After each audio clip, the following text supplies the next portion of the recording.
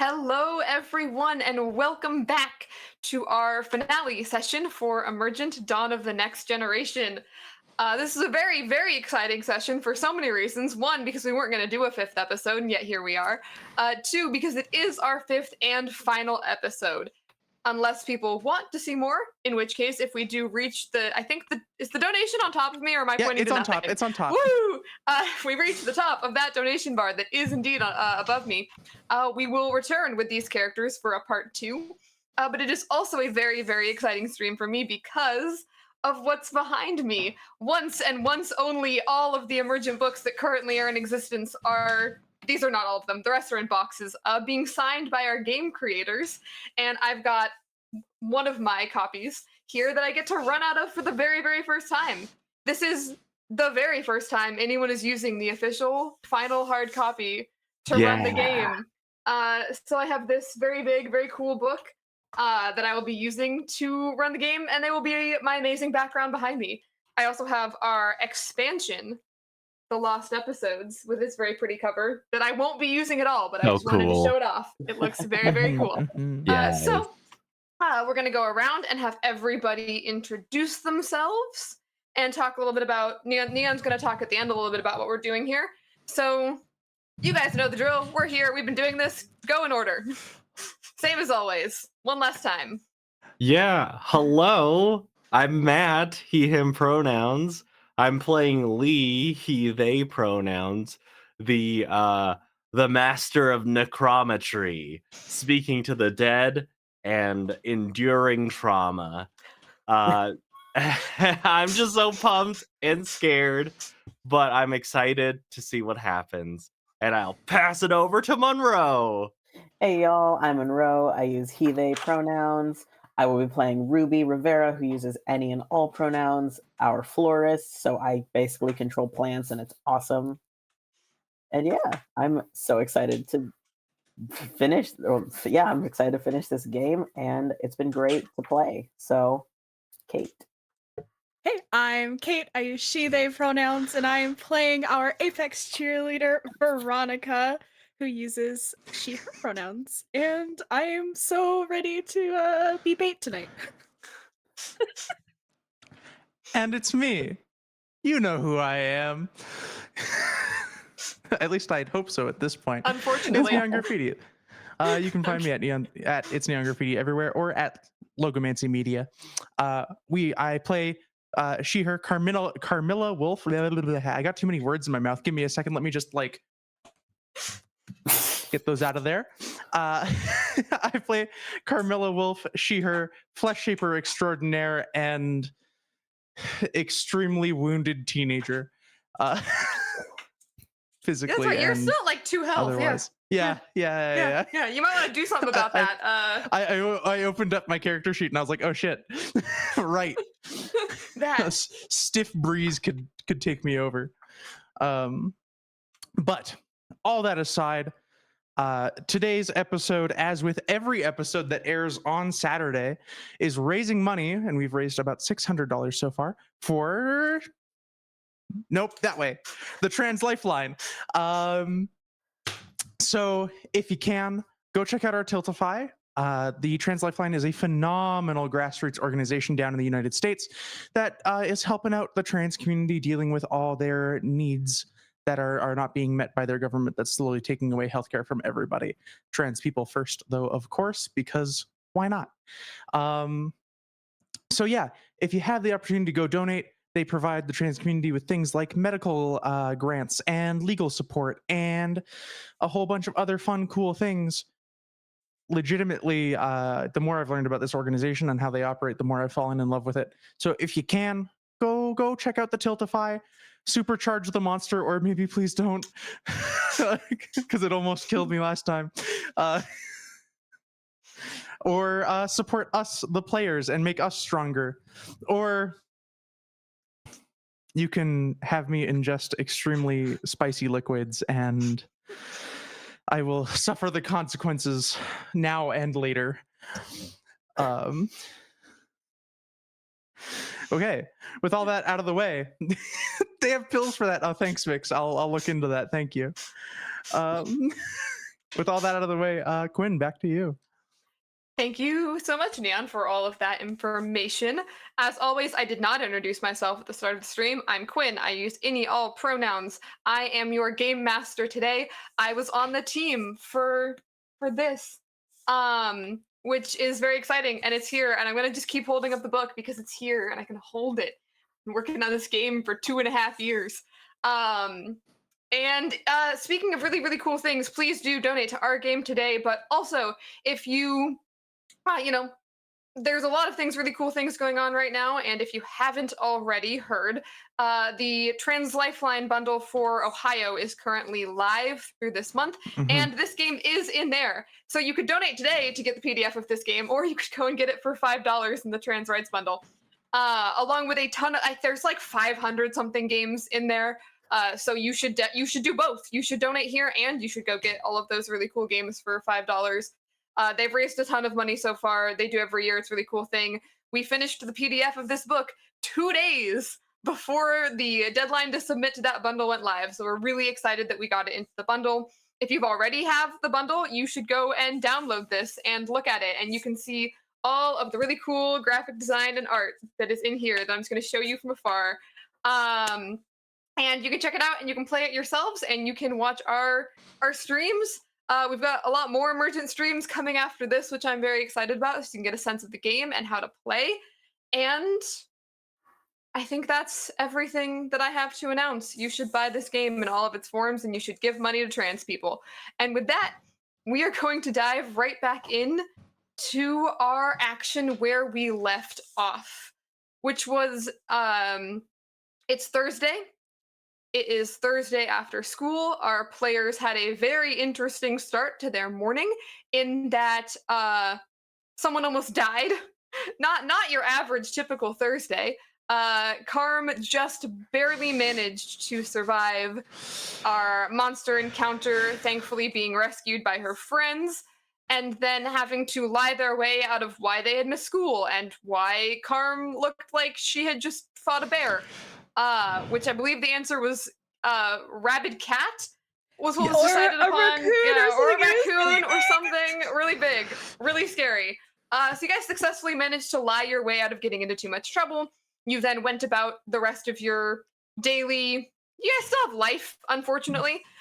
There's a monster, but there's also, homework and tests and job. Carmelia, you went to work.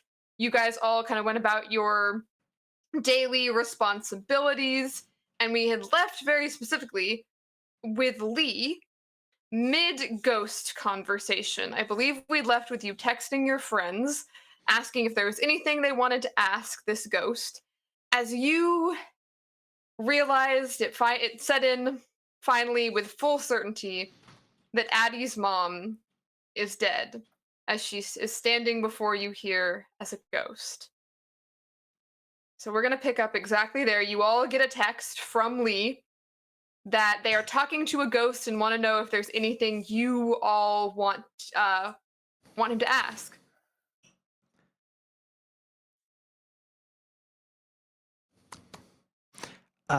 Carm will be the first to respond, and it's, I don't know, comma, she's dead though, right? ... Send.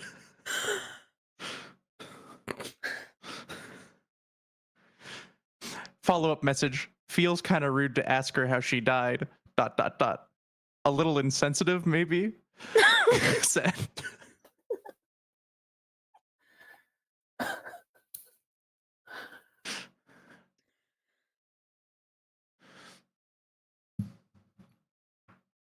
I don't know, it's like the first time I haven't answered in just emojis because there's no way to do it. It's all like shortened, like texting type though. I guess where she died, if it tracks with where everyone else has died so far, might be the best question. With the shrug emoji at the end and a ghost. Yeah. Lee would ask that, and like still have his hand on his phone to keep an eye if there are any other questions that come up. Okay. So you ask where she died.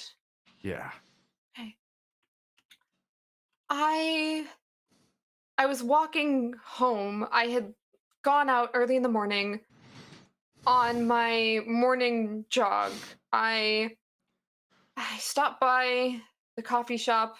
I really shouldn't. It's a bad habit. I already had coffee at home that morning when I woke up to help me wake up, but I stopped and grabbed a second for the. Well, I guess I can't work on kicking the caffeine addiction anymore. Uh, I it so I grabbed another coffee and I was walking back home. I don't remember exactly where I was. I wasn't quite in my neighborhood or at my street yet. It was just walking down the road when I realized someone was following me. Mm-hmm. I I don't know. It was hard to tell, I guess, if they were following me or just happened to be walking through the neighborhood. So I started walking a little bit faster, and they started walking a little bit faster, and that's when I realized that they had to be following me.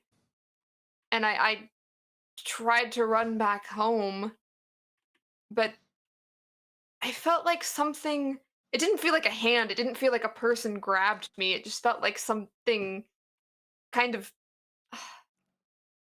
like slippery and gross, like attached itself to my shoulder, and I felt myself get like pulled backwards.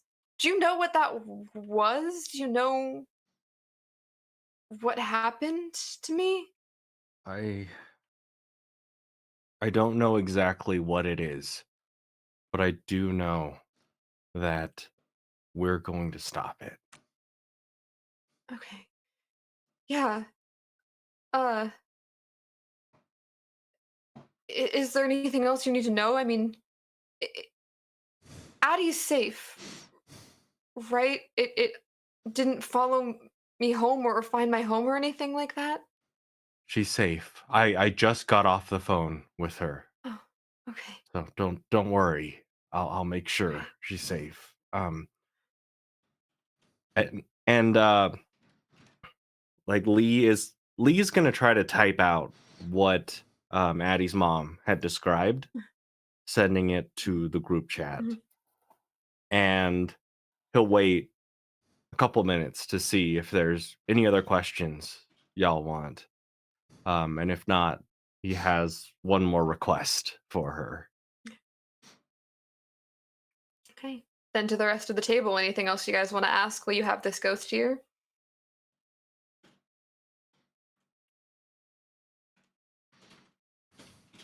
Okay. So All you right. wait a couple minutes. I think probably as you're waiting, she just sort of like starts making small talk with you. We don't need to go through everything that she says, but she starts kind of asking you about yourself, how you know Addie, what you guys do together. And Mhm. then, you're kind of checking your phone and checking your phone, and it seems like the group chat is quiet. No one is Yeah. responding to you. Okay. Um, I have a request for you, Oh, if you don't mind. I need your help. We need your help. If we want to stop this, we have a plan, but well, information is power. So if there's any chance that um you could help us find it, if we can get a location when we try to lure it, at least we'll know where it's coming from, and then hopefully we'll be able to take it out. um, yeah, I think I can do that. I'm still kind of figuring out what I what I am, I guess. I don't know. I don't feel like entirely myself, and I can walk through walls, and Hmm. I guess I can kind of go wherever I want. It doesn't seem like no one has seen me until you.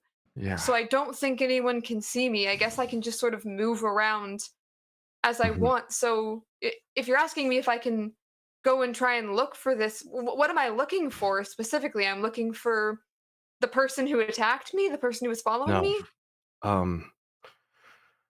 This being, it seems to, and I'm assuming that a bit of the information as far as what Carm saw Mm. of like the kind of glitching out before something walked by it, that was relayed. And then I Okay. would say like, okay, you're looking for someone who doesn't look like they have a purpose. It looks like they're waiting. Okay. That they don't seem like a regular person waiting. If you're waiting, you might, I don't know, check your phone, you might look around. This thing looks like it's almost like it doesn't know what to do until it sees a target or notices a target. Okay. Okay. So go around the town and look for a person who's not acting quite right, like acting like they're waiting for something. Right. And then I find you again and I tell you what I saw. Yeah. Yeah. Okay. That would be great. I can call you. Oh, Uh if there's any chance, and I know this is a lot to ask because there's going to be some time between now and when we initiate the plan, and you might see more people die. And if you can, just stay with it so that when I call you, you'll come to me and you can tell me where it is. okay. Yeah. I don't quite know how to describe it. I feel like I should be really bothered by that prospect, but it I guess being dead makes you more apathetic, more indifferent. If I have to watch people die to have you kill this thing to keep Addie safe, that's the only thing I really remember that I should care about is keeping Addie safe. And you said you promised you'll keep her safe. So Yeah. Yes. I will watch this thing. I will try and find it. And then when you'll call me and I'll let you know what I saw. Yes. Please. Okay. And I'm sorry. I've been through a lot. I don't remember your name. Can you please tell me? Oh, of course, that's all right. You might not have you might have only known me just as Addie's mom, but you can call me Heather. Heather. Okay. Thank you, Heather. Of course. And with that, is she kind of tell the conversation is finished, she just sort of disappears out of your sight, kind of vanishes back into the spirit realm, wherever it is that she is from, and spends her time, and you are alone you were in the bathroom stall at the school, I believe, where we left Yes. you. Yeah. Mhm. Yeah. Yeah, and you were there by yourself. Yeah. Lee is just gonna text and say Addie's mom is gonna help us find it, so you can lure it. Let me know if you need anything. Lee. Okay. Well, it is the very end of Thursday. Everyone had gone again. Carm, you had work. Ruby, you'd gone to band. Veronica, you skipped your cheer practice, I believe. I did. I Mhm. was going shopping for supplies, so Okay. a whole bunch of fire extinguishers. And what was the other thing we needed me to buy? A tripwire Probably and something else? supplies for tripwire. Yeah. The nice thing about the way that it works is if you have specific things in mind, that is great and that is awesome. Mhm. But in Emergent, those are just called components. So you're Mhm. gathering components for crafting, and you don't need to specify specifically what those are. I can hold up the book. not that anyone can read it, where it talks about crafting. Well, we try not to read when we don't have to. Exactly. This is not So much exactly more to a reading read. group. Unfortunate for a book that's over 400 pages. Easily located in the book because we have it color coded. So I turned to the blue section on the side. Components. Components are 1 wealth each. So you're buying kind of generic components, and obviously it's great that you're describing them because that's really cool and it adds detail. I do believe the fire extinguishers. Are you planning on crafting anything with those, or just buying fire extinguishers to use them? Some to just have to Okay. use like normal, and then I think we wanted to make a fire extinguisher grenade. Yes. Okay. Incredible. I'm gonna say you could make a fire extinguisher grenade as It all sounds like above board and good until we're on stream. We're like, yeah, we're gonna make a I mean, really, you just need someone to fire hold it, extinguisher grenade. pull the pin, and duct tape the handle down and throw it. So I Yeah. feel like the cost of it's going to depend on the size. So I'm going to say you could do it small or medium.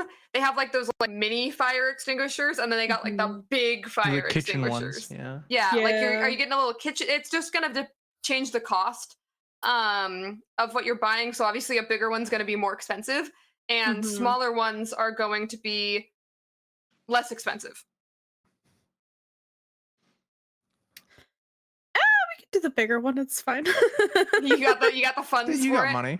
I think I'm the one that has that in the group. Yeah, I think you are the one with wealth. I will say you can you can say that you have pooled your wealth together if you want to just say like if Veronica is the one doing the shopping trip, you can just go and spend all your wealth at once. You did it on cheer, you went down to the local nearby it's hang on, we got art for this that I can hold up. It's soft emergent lore that you got to go to Hank's Hardware. Oh, Heck yeah. snap. Amazing. Hank, cool guy at hardware store, doesn't ask questions. So all emergents go to Hank's Hardware to pick up your supplies. So we've got a fire extinguisher to make a medium explosive, and then you're also picking up components for a trap for the tripwire, correct? Yes. Yep. Okay. So going to the trap section, and did you want to make that you wanted to make that do cold damage as well, the trap, right? Yes. Yep. Was that the plan? Okay. So that's also going to depend on how complicated of a trap you want to make. You can look on our trap effects page.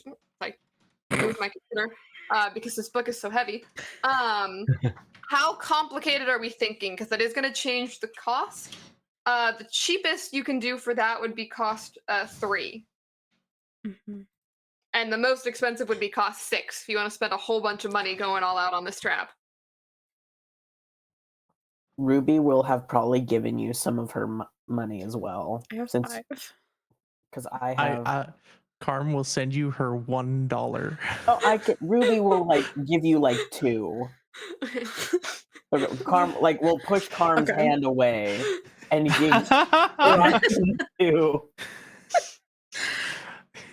Okay.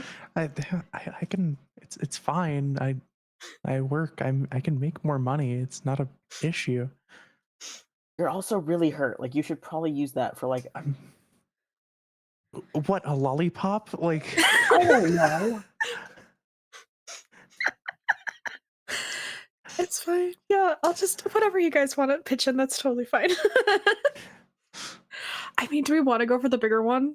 yes. Yes. This thing spits out bones. I feel like. Yeah. The big Yeah. one. Do realize too, the bigger it is, the harder it will be to craft as well, though, because you have to Oh, make no. I believe in the powers of Yeah, Ruby those two and are Lee. amazing. I mean, look, I know how to like fix up an engine and like do construction stuff, but like I trust that Lee and Ruby, with all their advanced studies, know how to Yeah. strap some stuff Mhm. together. And I will also say that the stuff for the trap and the fire extinguisher together, you're already looking at, I think, 6 and 2. You're already looking at 8 wealth for that.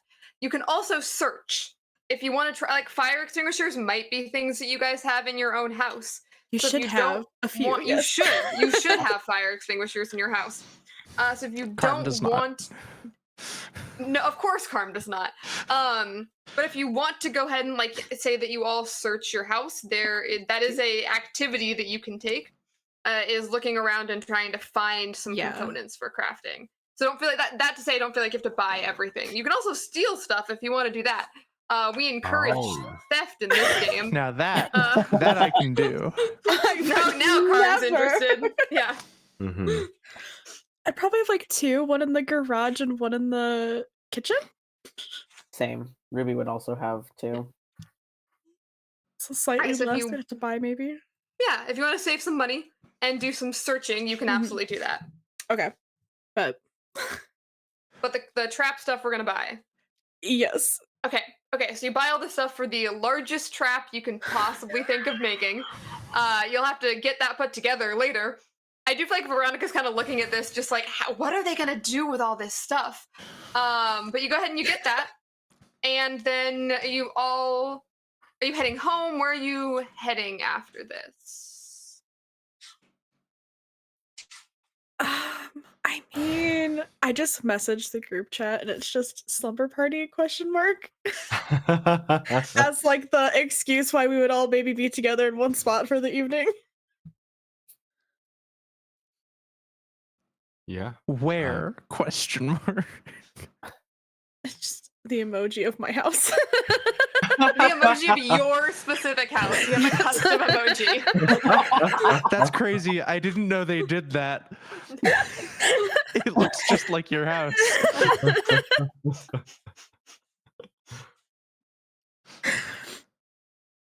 Not that I've been looking at your house or anything.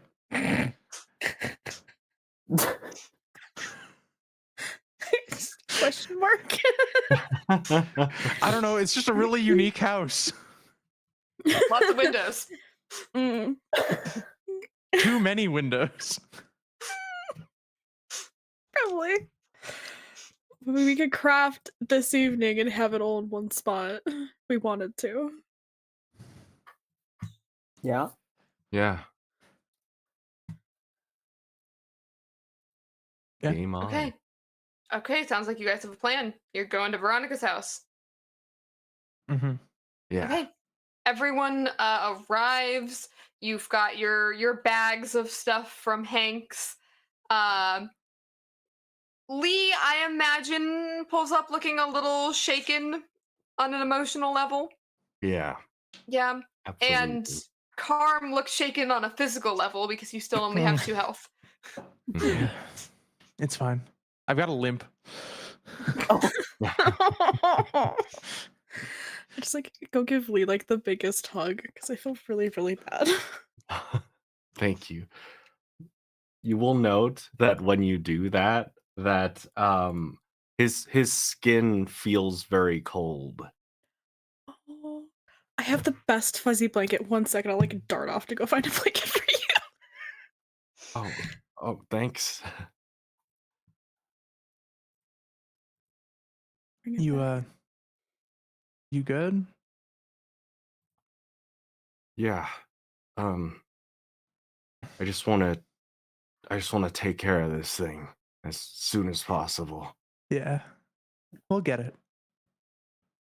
Yeah. Okay. Entering a crafting sequence is what it sounds like. Oh. Heck yeah. Okay. Yeah, we're entering game. This is the perfect session to have the book because we're entering some game mechanics here because crafting is a very, very cool thing that you can do in this system. So, first of all, if someone wants to start searching, I will say that like a fire extinguisher can just be found because that's kind of a common item. But if people do want to just search Veronica's house to try and find some more components or other things you could potentially use as weapons, obviously you could just grab like a kitchen knife if you want to use it as a weapon, but you could also make your own, your own fancy custom weapons, and you also do want to look around for some metal throwable things that you can Right. throw, right, to try and get in the monster's mouth. Yeah. So searching, Crack supplies. yeah. Searching.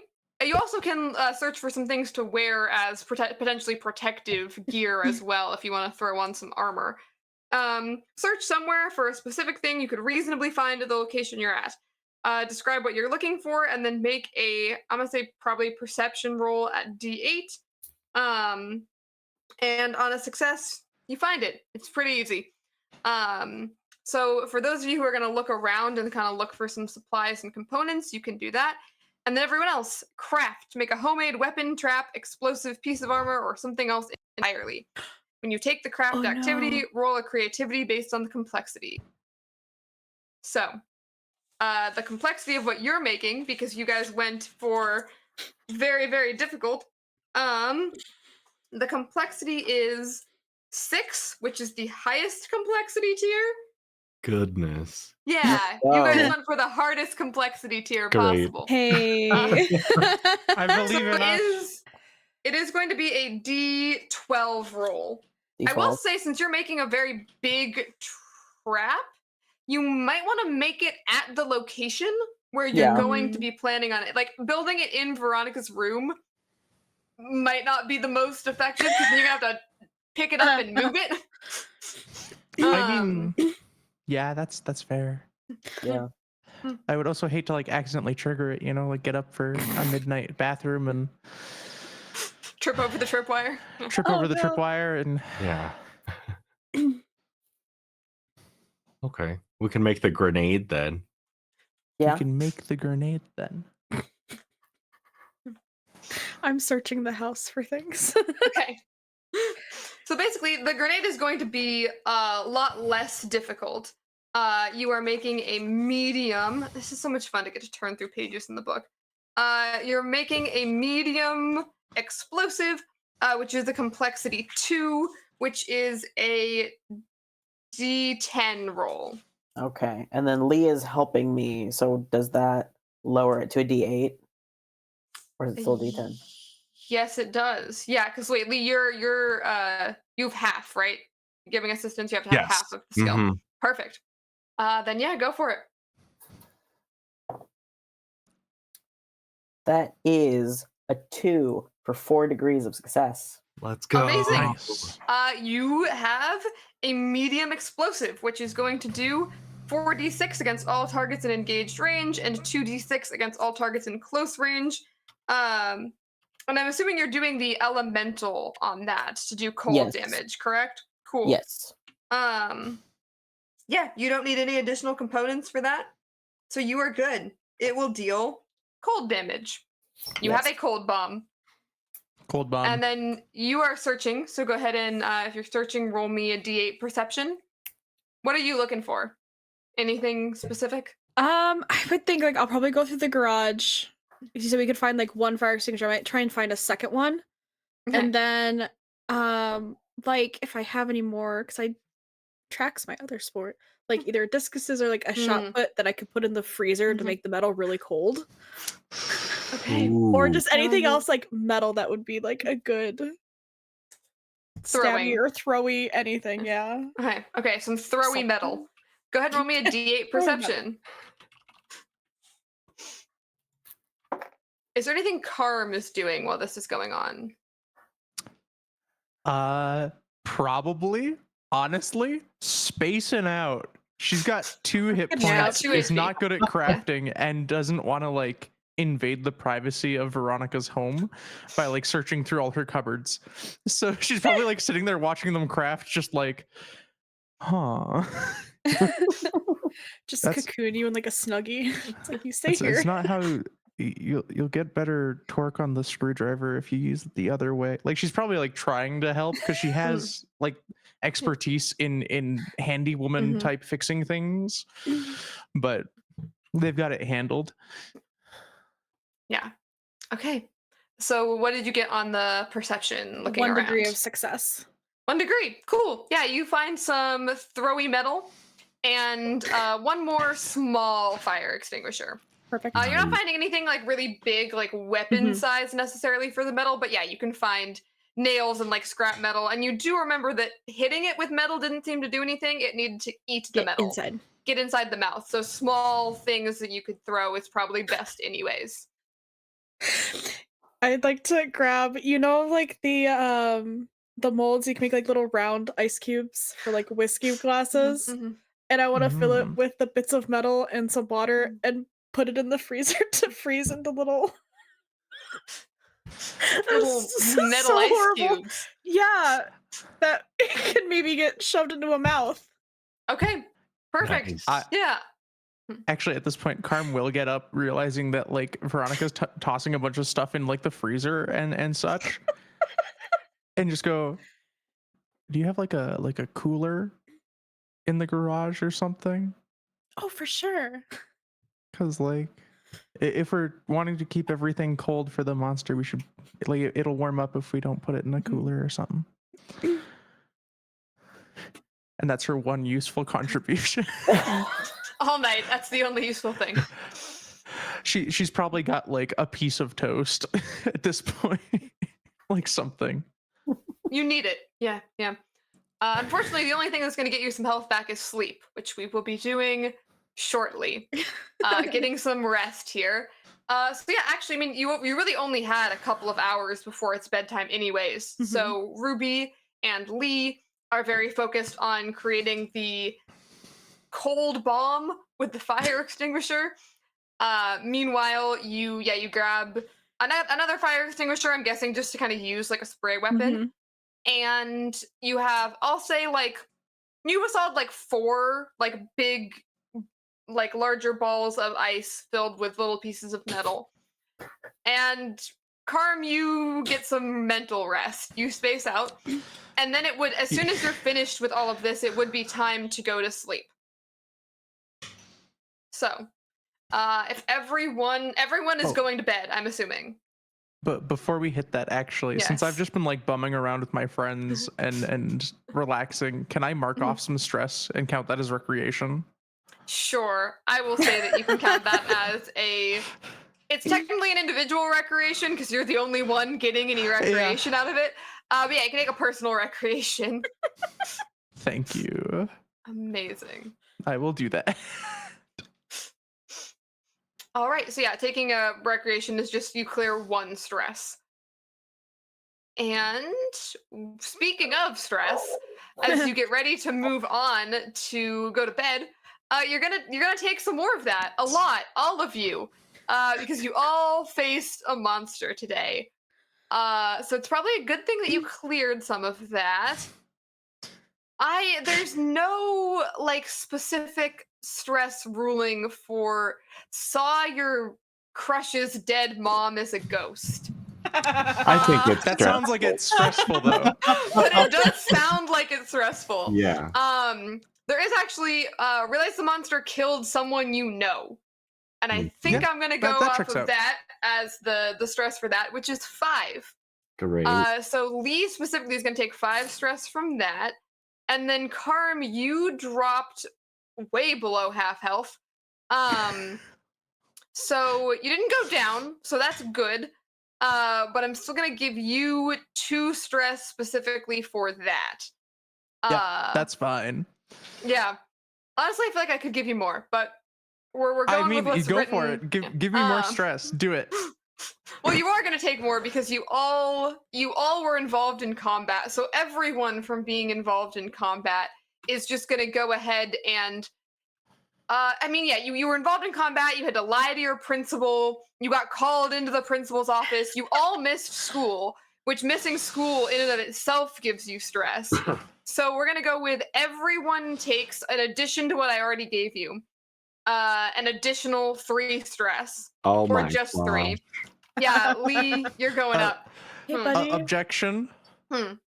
Karma's been to the principal's office so many times that it's no longer stressful. Okay, you can reduce 1 off of yours. Yes. And then, Veronica, you missed cheer, so you're going to take an additional stress on top of your 3, so you're going to take 4. I feel like I Um, get Carm stress that they just got rid of because I've never been called to the principal's office unless it's It's for like double an for you. award. Yeah. So Never you take been an in trouble. additional. I'll take Oh your my stress, God. Carm. I love you, babe. And I think that Ruby's really just chilling and watching all of his friends just suffer immensely. Ruby's fine. He's vibing. So you take the 3, but you don't need to take any additional. And then your tracker on your character sheet will tell you what your strain roll difficulty is, which for many of you will probably be D12. So good luck. Yeah. I'm I at don't think D10. there's I any don't way I wanna can roll. make this. I have 17 stress, y'all. I meet my resistance. I'm okay. Nice. I don't think mine's very. It's not very. Oh. Okay, Karam physically injured, mentally fine. Whew. No strain effects. We're stressed, but we're dealing. Stress but vibing. Yeah, that 12 on the D12 really just kind of says it all. Ooh. Oh no, babe. There's I want another strain effect. It's fine. Yeah. oh my Another? gosh. I have no foreseeable way of making this roll with how stressed out Lee is right You now. could roll a 1. You could do it. I have a like with how much stress I have a -7 to my roll. Yeah, I don't think you're making that. Yeah, I lose. Well, if you take a strain effect, do remember to reduce your stress by 1 because Great. unhealthy coping is still coping. Yes. And now it's a plus. So- It's a -6. That's what it says. Yeah. I have a Congratulations. 16 in stress now. Okay, so we have definitely 2 of you. Ruby, how's your dice roll looking? You're muted, Monroe. Now it's my turn. Meets it. I'm fine. Okay. Ruby has just been so chill in this entire game. The most mentally stable of the entire group. Someone has to be. Yeah. So with that out of the way, you all go to sleep, which is a great way to restore some health. So, Great. Full rest, you are getting 3 sequences of sleep. You can restore 2 times your tenacity worth of health and clear all levels of drained, dazed, weakened, and fatigued conditions. You also restore any power resources, clear power conditions, and refresh all of your refreshers. So, go ahead and regain health, those of you who lost it. What's that putting you at, Neon? 10. Okay. It's not 2. It's not 2. It's in fact double my tenacity more. Do remember that you can do more first aid the next day, though you will need your friends to help you out with that. You can I'll technically do first re-bandage aid on you. yourself, but it's not as effective. And you all did sleep over, so you all will wake up the next morning in Veronica's house. Oh wait. Hold on. We gotta have a sleepover layout. Who's where? I gotta know, and everyone's pajamas, please. For character purposes. The frilliest little like matching set. It's like baby pink with like white bows on it. It's cute. Aww. Ruby's in like an old like school band, like middle school band shirt Hell yeah. and like fuzzy butterfly pajama pants. Nice. Lee's just got like a white t-shirt and athletic shorts on. Carm has got the gray sweatpant and the sports bra combo. Yeah. And she's probably tied her hair up. I lied. It's purple, not pink, because Veronica has an irrational fear of the color pink. Oh. I forgot that. Then I was like, wait, no. It's purple. Carm calls the couch. Like, bring out the cute little air mattresses. To be like, guys, I have a whole bunch of for cheer sleepovers. I have a whole bunch of little baby air mattresses. Thank you, Dyson Autism, for raiding with a party of 6. Woo! Welcome in, welcome in, welcome in. Love you. We're currently in the midst of describing a sleepover layout It's a among the sleepover party. layout. It's a sleepover. Well, everyone's dying mentally and physically. Well, no, just Carm's we're dying also- physically. Yeah, I'm dying physically. Welcome, readers. We love you. If you get a chance, check out the Tiltify for the Trans Lifeline. I gotta remember which way to point. That way. Okay, It's so the cuddle sleepover puddle at the layout. end of the night. Yeah, absolutely. Yeah. Thank you. So- You guys need a cuddle I pile did right now. it. So you've got the air mattresses, Oh. Carm called couch. Mhm. Anything else happening before as you all slowly fall asleep? I make sure all the doors are locked. For the first time ever, it's a thought in Veronica's head of like, wait. Hmm. I think at some point Carm gets up in the middle of the night to like go to the washroom or something to like get some water, and like has the like starts walking towards where Veronica's bedroom is, and then like thinks twice about it and like hums and haws in the hallway for a second and then goes back to the couch. You just hear like aggressive snoring from inside. That's the real deciding factor. It was the like, oh no, never mind.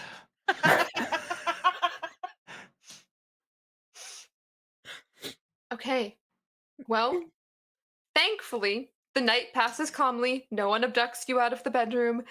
You don't have any weird dreams about random beaches. You all just sleep and you wake up on Friday. You have to go to school today, unfortunately. Or you could ditch again.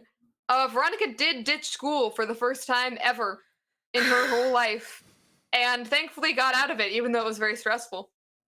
Speaking of, what strain effects did you guys take, and how many does everybody have? I None. have 3. We've really distributed out the stress in this party. Yeah, what's the new one you guys took? I took exhausted because I had restless and paranoid, and I'm like, it's just gonna keep getting worse on that same vein. So now I'm also exhausted. Nice. I had exhausted and overwhelmed, and now I've taken desperate because we Ooh. gotta solve Yeah. this. We Mhm. gotta finish this. Gotta do it. Lee's going dark side, guys. Vengeance. A Khonshu. Okay, does anyone have anything that they want to do during the school day specifically? Yes. Okay. During the like 15-minute break that you get in that like morning period. Yeah. That's longer than all the other breaks. Carm is going to step out for a second and go grab like a coffee and like a croissant. Well, two coffees and 2 croissants, I guess. One for her, and she'll bring one back for Veronica as well, noticing that she didn't like sleep well. Hey, I stepped out to grab a snack and I figured you'd want one too. Oh my god, thank you so much. That's so nice of you, It's- Carm. I mean, we all need to be at peak, and you are gonna be running first, so you need to be, head of the game, head in the game. Thanks. I really appreciate it. Yeah. It'll be fine. I'm fast. It's not gonna catch me. It'll be great. So I mean, easy. yeah, exactly. You're fast and you're really strong, and I believe in you. I think that there's no one else. I mean, I'd rather have anyone else's bait, because putting any of us in danger is terrifying. But if we have to, I'm glad it's you. Like blushes like super deep and just takes like an awkward bite of her croissant. And she did get you. It's like a vanilla, like double latte. Like it's customized, and in her best approximation of like what you ordered last time you were at the coffee shop. Yeah. It might not be Perfect. exactly right, but it's close. Perfect. Okay. Yeah, the only other thing, Ruby, on the, I'll say the same break, Marisol does come up to you because you normally drive together in the mornings, and you didn't this morning. So she just comes over. You did talk recently about the fact that you've got this big group project, so she comes up and she's like, hey, Ruby, I missed our drive this morning. How's your group project going? You guys are almost done, right? Yeah, almost. We should be done with it this weekend, and then next week, like I said, I'd love to hang out again because it's been a while and I miss you. Yeah, totally. No, we didn't get to talk, so I wanted to check in. Do you want to walk to class together? Yeah, I always like walking to class with you. Yeah. I mean, I'd love to hear more about what this project is about. I know you were really excited for the environmental science class, so I hope it's something fun. It does seem like you guys have a lot of work. Yeah, it's a lot of planning, but it'll be great when it all comes together. Yeah. Well, I mean, what's the project? What are you guys working on? I don't think you've told me yet. A lot of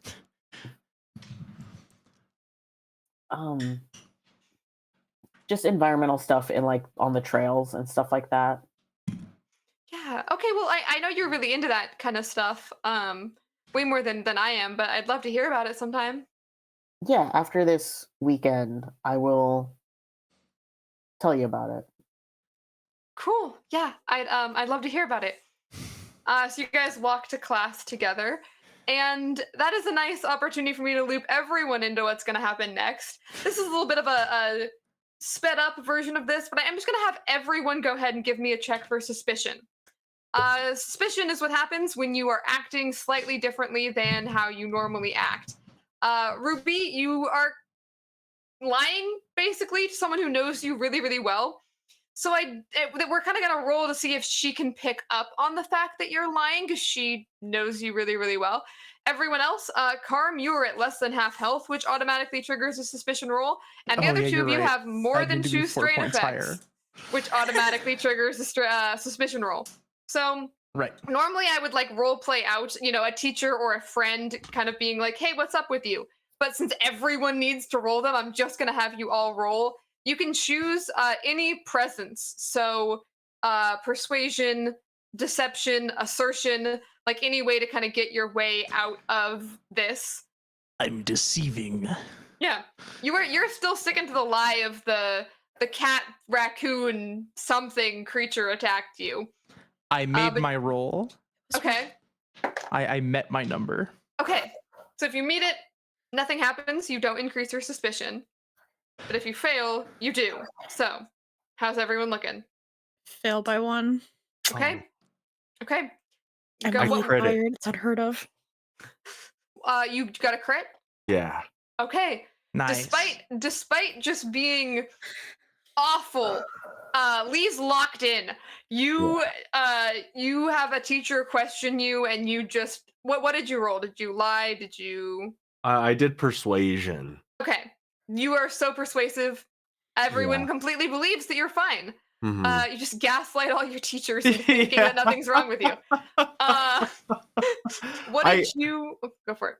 Oh, I was gonna say I probably use the excuse, so it's Mhm. persuasion. So I'm not lying, but Yeah. I'll say my friend's mom passed away, and I like it'll be like it's rough on me, and that's why Mhm. you see that I'm rough, Yeah. but it's an understandable rough and not a Yes. monster hunting rough. Yeah, that's a very believable, like, oh, that's why you look like that, and everyone kind of immediately backs off of asking you. That's all. What did you roll for Veronica? It was. For Veronica, sorry. I got my character name mixed up for Theros for a second because I'm not they you. exist so. You're not me. I know, I'm not you. I'll Stay in shut your up. lane, Neon. I was going for persuasion, and I feel like Veronica just shows up to school just like completely like she doesn't have a bow in her hair. She's not wearing like the correct uniform to match the cheer team. And she's like, I'm fine, guys. I'm just tired. Yeah. I feel like you're the persuasion would be to your cheer team to think that nothing's wrong with you, and they're like, no, something's wrong. What is your suspicion max on your sheet? It's the number on the bottom on your 2? sheet. 2. Okay, how much suspicion do you have? This was would the be- first one, This would right? be my first. Okay. So far, you're fine. They're not like super concerned, but the concern is building little by little. Anyone else have anything they want to do during the school day? Yeah. At lunch, I think I'll send a message to the group chat and I'll go, hey, open the door to the roof. Great place to have lunch. Meet me there? Question mark.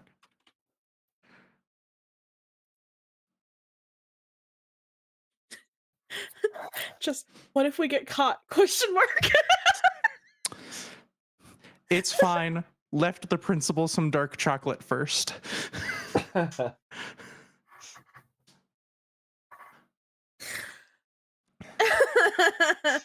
A thumbs up from Veronica too.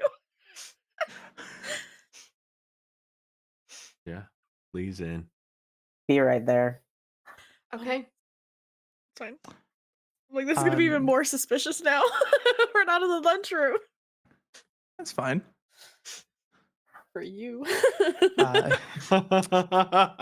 When you get up there, Carm has laid out like a little picnic blanket and like some like shitty plastic cups and like some paper plates that she probably stole from the lunchroom while no one was listening. Or looking rather. Looking or listening. And I'm yeah, both. And I'm gonna invite everyone to take in a recreational lunch. Nice. Thank you. Hell yeah. Yeah. Absolutely. We can totally count this as a group And recreation. Just shoot the shit for a little bit, blow off some steam. Yeah. You guys have definitely gone from not really knowing each other at all to being pretty good friends. I think that the near death encounters do tend to have that effect on people. So yeah, you guys hang out, you chat, you talk, you have a good time. So during a group recreation, you all clear one stress, but you also have the chance to do something additional, which is to spend inspiration. And I like to rule that you have to say something inspirational. You got to do it a little bit in character. But you can spend at this point, since so many people have strain effects, you can spend 2 inspiration to clear a strain effect. Instead of clearing the stress, or you could spend 2 inspiration to clear 2 stress if you want to do that as well. And do realize that you can also save some inspiration to give a speech to bolster yourselves before combat. So you might not want to spend all of it, but this does feel like a really good time to start clearing some strain effects because there's a lot of them in your group. I wonder why. No clue. What? No reason. Yeah. So weird that you guys are all so stressed out. I've got a lot of inspiration that I can use. So if y'all got have strain effects, I can clear 2 of them. So if it looks like Veronica's the one that's got 3. 3, and then you have the other 3. Yeah. Yeah. I can spend 4 to take away 2 of your strain effects. Are you sure? I don't know if I calculated my inspiration right. I just said my sheet says I have 1. Probably. What's your presence? It's just 1, so that's right. Yeah. Yeah, then 1. Okay, Yep. that's fine. Yeah, if there's 2 strains, if you wouldn't mind telling me which ones you want to take out, I might Probably exhausted. I'm okay if I just get rid of the exhausted. I think the other 2 I can be totally fine with. Okay, I'll spend I'd 2. say now. I imagine that maybe Lee, because at this moment, he doesn't feel like hungry or anything like that anymore. And so he is gonna offer and say, "Hey, you can have my portion. I don't feel like I need it." and mechanically speaking, because I have taken the Graveborn of necrometry, I don't have to eat or drink anymore. Whoa. That is wild. Yeah. Damn. Are you sure you don't need it? Yeah. I think it's part of, what's affecting all of us. I don't need it, and I still operate fine. Well, if you're sure, thank you. Yeah. Yeah, you seem like you could use it. I'm the opposite. I'm now a bottomless pit. I see so much energy Yeah, running same, around. same. And I'll take it. And I'll just give you like a little like side hug as you're sitting next to me. Aw. Does anyone have extra like stress that they want cleared? Because I still have 2 inspirations. Do you want to look at your own stress, buddy? I don't think I can don't think you spend can it clear on your own Can't myself. clear stress. your own. Ruby, does anyone how else much wanna do inspiration anything do you yet? have? I have a couple. Hold on, let me double check. Yeah, I have a couple. Let's see. Oh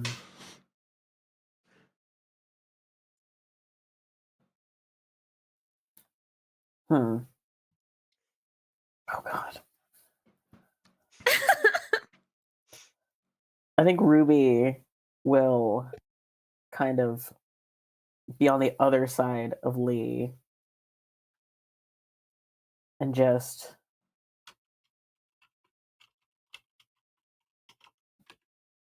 say,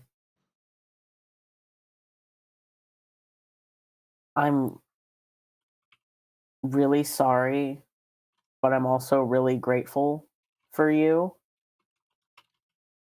because I know the power you've been handed isn't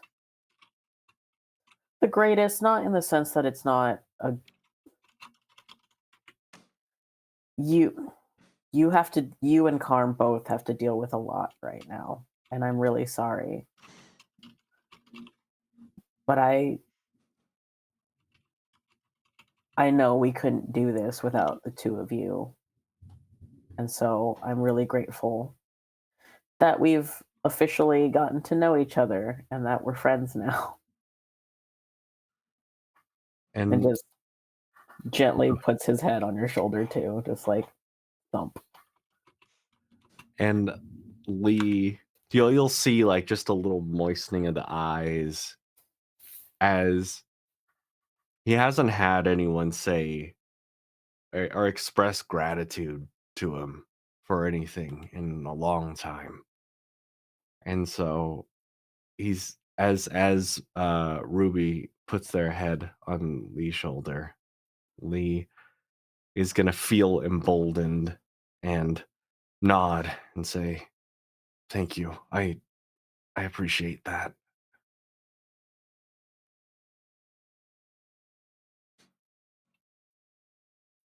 Okay. As you are all sitting here Hi. together, oh, go for it. Go for I'm it. also going to spend inspiration. Mhm. And Karm's going to kind of scooch over a little bit so that she's sitting behind Veronica, and she'll pull out of her jacket one of Veronica's bows because she realizes they were leaving the house. Veronica didn't do her hair or grab a bow. And we'll go, hey, it's been a minute since I've done hair, but I can do a pretty simple braid if you're not feeling up to it. I wasn't prepared for the cuteness of that. I mean, that'd be really nice, Karm. mhm. And Karm says she hasn't done a braid in a while, and like that's fair. Karm doesn't exactly have the longest hair. It's very like shag cut mid-length. Don't really need to do much with it. But she also out of her pocket pulls like a small collection of like easily concealable like combs and stuff, also from your house, and like spends time like brushing through your hair, cleaning it up, and then like braiding And then she'll tie the big bow at the end of it to keep it all in place. Oh yeah. And I'll spend my 2 inspiration to clear another strain from you, because heading into a fight, I'm sure the 2 of us in the front are going to need extra everything. I'll. What do I want to get rid of? I will get rid of my restless, and after you finish with my hair, I might pull out a first. Because we're sleeping again before we do this the next morning, right? Okay. Yeah. I will wait to maybe do first aid on you. But I'll get rid of my restless. I think it just like fully relaxes Nice. her. Let's go. It's like leans Look. back into you, like fully. There's nothing more relaxing than having someone else play with your hair. Mhm. This For is sure. a fact of the universe. For those of you with short hair, grow your hair out so people can play with it more. This is a PSA. Or don't. You're beautiful the way you are. Look, All right. if you have the chance, get the opportunity, you know? As you all are here sitting on the roof together, it's the quietest and calmest that it's been in a while. It's very much back to that calm before the storm kind of feeling. You know that, you've got the rest of today, you've got a little bit more setup to do, and then tomorrow you have to face and fight and kill this thing that nearly killed Carmilla last time you fought it.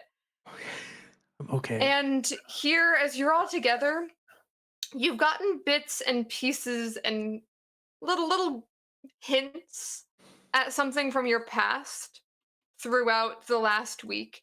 And for the first time, kind of simultaneously, you all start to remember when you were kids at the mayor's funeral and you witnessed a group of teenagers at the age that you all are now fight and kill a monster.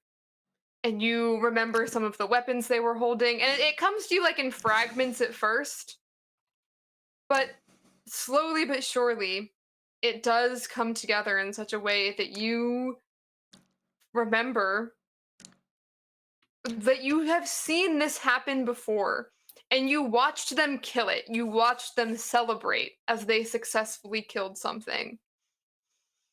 And no mechanical effect, but I do think that it starts to, you can react to that however you'd like, but I think it starts to give you all a sense that it sucks that you were in this position, that you have to be the ones to do this.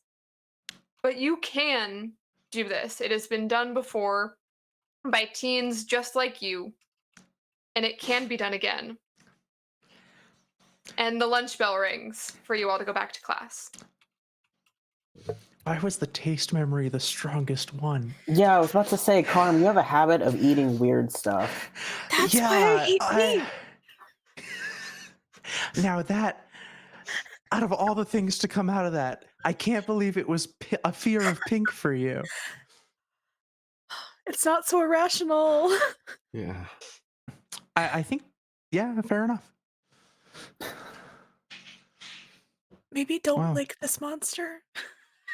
It's too late. It's been in me.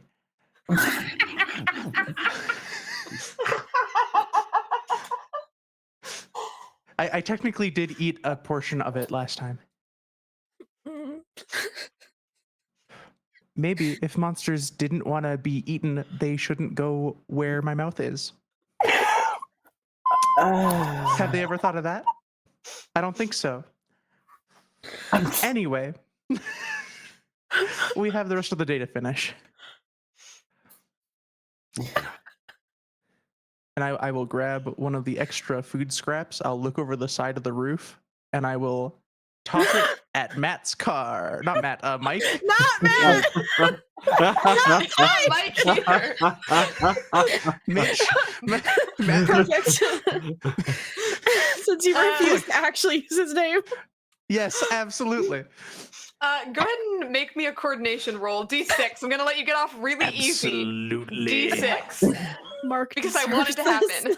He deserves it. That is 1 degree of success. Okay, His- perfect. his- Right on the windshield. Is that what you're aiming for? Oh yeah. Okay. Splat right in the middle of the windshield. Perfect. Okay, if it's okay with everyone, I think you have some responsibilities after school. Anyone's free to skip them if you want to, but I think we're gonna breeze through. Based on what I know of your plans, I think the last thing you need to do is set up the trap. And you Mhm. have a free sequence in which you can do that at the end of the day. If you want to go, you're going woods, right? I believe the Mhm. plan was Yeah. forest, set up the trap in the forest. Up the Okay. trail, yep. Does anyone have anything they want to do other than that? Otherwise, we'll just make that roll and we can move on to the next day. Let's do it. Okay. You guys did go for the highest complexity rating. So go ahead and someone give me a D12 or you can team up. If that, yeah, okay. I have a feeling I know who's going to be doing this. Ruby and Our Lee again. creative crafters here, Not Ruby and Lee. me. Yeah. We're just Nope. lifting and moving things where they tell us to. Yeah, you're the muscle. Yeah, makes sense. Exactly. Literally, mechanically makes sense. The fun thing about the trap that you guys are making, because you are going for explosive, is that the explosive trap gets the elemental mod for free. So it doesn't get any more complex because it's already at the top tier of Nice. complexity. So you can go ahead and if you want to add the cold elemental effect for free, you can do that. Let's So go ahead and roll some dice. 4 Yeah. degrees of success. 4 degrees of success. Ah! I rolled a 2 on the 10. Let's Oh Nice. my go! gosh. Nice. All right, incredible. Yeah, Queen ship. you set up your tripwire trap. Absolutely. And it is the highest tier of trap that you could possibly get. So it is going to be, it's triggered by a monster crossing a tripwire, and it's going to do just a ton of damage. Just a tier 3 trap, which is what you guys made, does 10d6 damage. That's however, it does this to anyone in close range. Oh, that's So- fine. Veronica, you better run really fast. I have a thing to help with that. It's okay. It's gonna be fine. I do have a thing for fast running. Okay. It's all right. So you set this up in the middle of the woods. Mhm. Yes? And Yep. Yes. anyone want to do anything else, or are you getting a full night's rest? To clarify, can we have it where the tripwire's not actively on overnight so we don't kill an innocent person on this trail? Is that allowable? Yes. Okay. Yeah. Okay. You will say What- you've prepared the area, but you don't have everything like active You yet. just have to And you can tie it have off. another you have another sequence in the morning to kind of get things like set up. You Perfect. do, however, it's gonna be Saturday, but just because it's Saturday doesn't mean you're all free. Carm, you are supposed to work tomorrow. Yeah. I am gonna call late evening on Friday, Mhm. and I'm gonna call John Yeah, John answers. Yeah. at Construction Business Ltd. Yeah. My boss, John. Yeah. And I go, hey, John. You know, how I was looking really bad yesterday. Yeah. You doing okay? Yeah, I went to go talk to the doctors today. That's what I was doing after school. And they told me that I need to take it easy over the weekend because it turns out like they had to give me a rabies shot and everything just like as a precaution. Right, because the So- raccoon. Yeah. that's so important, like my yeah. arm's really sore and they said to take it easy on the weekend. So I was wondering if it's okay if I call in tomorrow. Like I can make up the hours next week sometime. Give me a persuasion roll. Absolutely. Can I? Oh shit! Persuasion roll. Go ahead and do it at D6 because John is your persuasion roll is different depending on how close you are to the person, and you are Yeah. very close to John, so it's not complicated. I but you love do my gotta roll surrogate for it. 16 fathers. Yeah, your surrogate 16 fathers. I succeed by 2. Okay. He did see you be very beat up, and yeah. Oh no, that's I was actually gonna ask you about that if you just wanted to do some filing work or keep it really simple, but you could take the day off. We were It's already gonna bed have you on rest. light duty. Just rest, recover, and we'll have you come in. we'll find some extra stuff for you to do next week so you can make up the shifts. I'll work a double next weekend, I promise. Yeah, no, we'll be able to cover just fine without you. The filing can wait. We don't really need you to do it tomorrow, so get some rest so you're better and back. Will do. Thanks, John. Of course, you get some rest. You too. Quick. All right, you have gotten your way out of work. You've gotten the trap mostly set up, and I'm guessing you're all going to go to sleep. Okay. Yep. It was a nice, easy Friday. I don't think I'm going to give you guys any more stress. We're just breezing through Friday. Nothing happened. It's the most average day you've had so far, but you do have to test strain again at the end of every day. No. So everybody roll. It just the same dice that you would normally. I don't think Lee can pass. You are correct.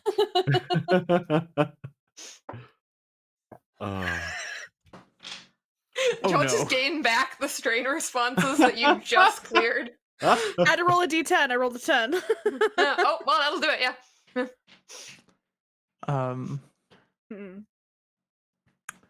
I rolled a 6, which means I also take a strain. Okay. The question is just Ruby, or is Ruby going to be clear this whole game? No, I do take a strain effect. Ha ha ha! Finally. It happened. It happened. Finally. Okay. Everybody share how you're doing, how you're feeling. Yeah. Let's go around in a circle and talk about our feelings.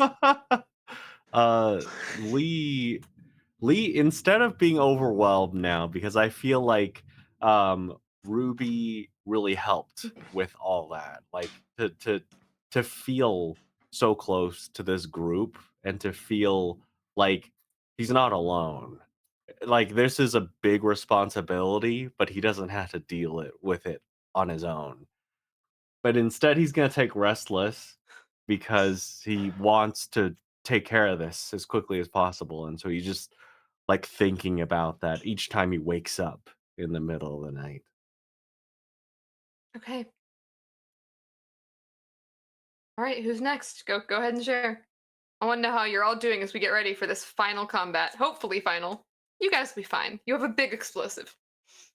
Yeah. I'm taking overwhelmed. I think like Veronica was up and down all night, finally gets up in the morning and is just like in her head like, yeah, this will be fine. I run things all the time, but just like is overwhelmed with the like, what do we do if this doesn't work? What if I'm not fast enough? What if something goes wrong? And it's just like a lot of just like internalized. Okay. I also have to take a strain. I took isolated, and I think it is after everything. Carm went home to her empty apartment, with no one there, and she like flips her phone open like 7 different times, and she like flicks back and forth between like the contacts for her dad, for her grandmother, for like Veronica, Lee, and Ruby, and just has that like, oh, if this goes wrong, I'm alone again.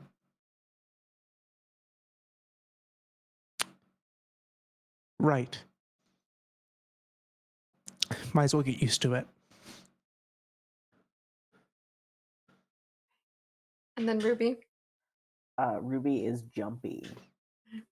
Because she's realized the last 2 things that he's made have been traps and bombs, and is like very like the gravity of the situation kind of hits him, and is like, oh yeah, we're not normal teenagers anymore. Like this is something we have to deal with, and we're creating weapons to fight a thing that has already killed people. Yeah, No, crafting explosives and traps is not exactly your average high school experience, I would severely hope for most people. Yeah, you've got some Google searches that you would not want to explain to your parents. Might want to clear your search Or the history after that feds. one. Or the feds. Literally. That's what I was thinking initially. Yeah, the FBI agent watching your computer is very confused. It's for a book or a game that you're doing with friends. That's how we justify that. But yeah, you realize it sets in. You've made a bomb. That's not great for your average senior experience. But you are able to go to sleep, and you all get a full rest, so you can go ahead and get some health back, which will be potentially really useful as you go into this fight.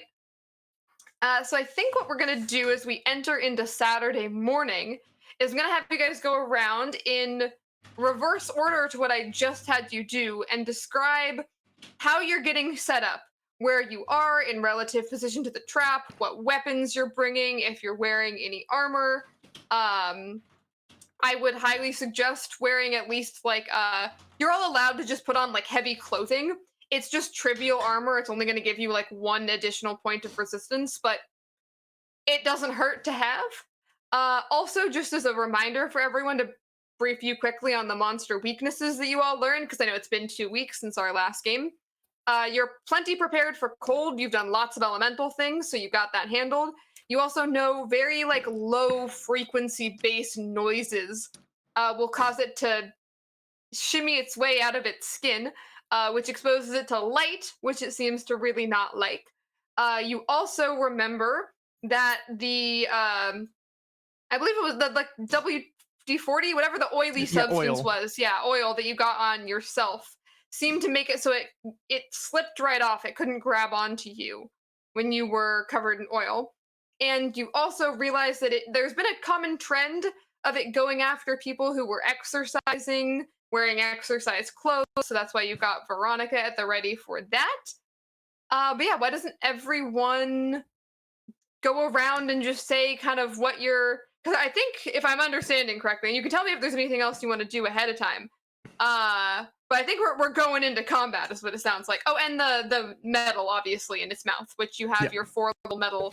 So yeah, kind of just tell me who has what on them, who's bringing what weapons, and how you're getting prepared and set up as we get ready to fight this thing. So we're gonna go reverse order of what you just did. So go ahead, Ruby. What you doing? What you bringing? Oh God, yeah. Ruby is bringing definitely heavier layers of clothing for sure, like thick denim, like overalls and things like that she wears for gardening and stuff like that. Probably a lot of gardening tools, to be completely honest, Hell yeah. because they're both metal and sharp. Yeah. And we'll probably wait around the trap area for sure, because he's got a couple abilities that he think might be useful, and also because he plays his loud music all the time at home, brings a speaker. Nice. Nice. Mhm. Okay. Carm, how are you getting set up? Yeah.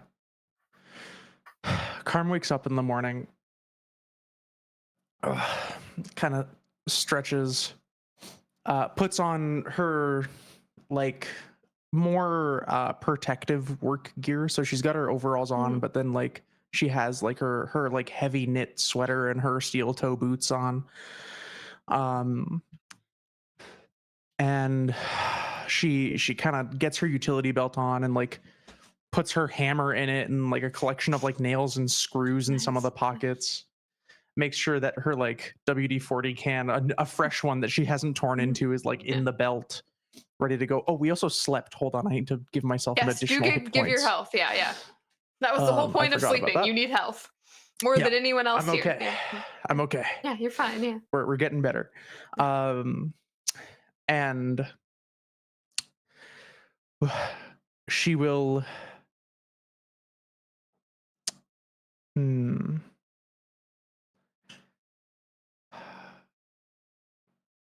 Yeah.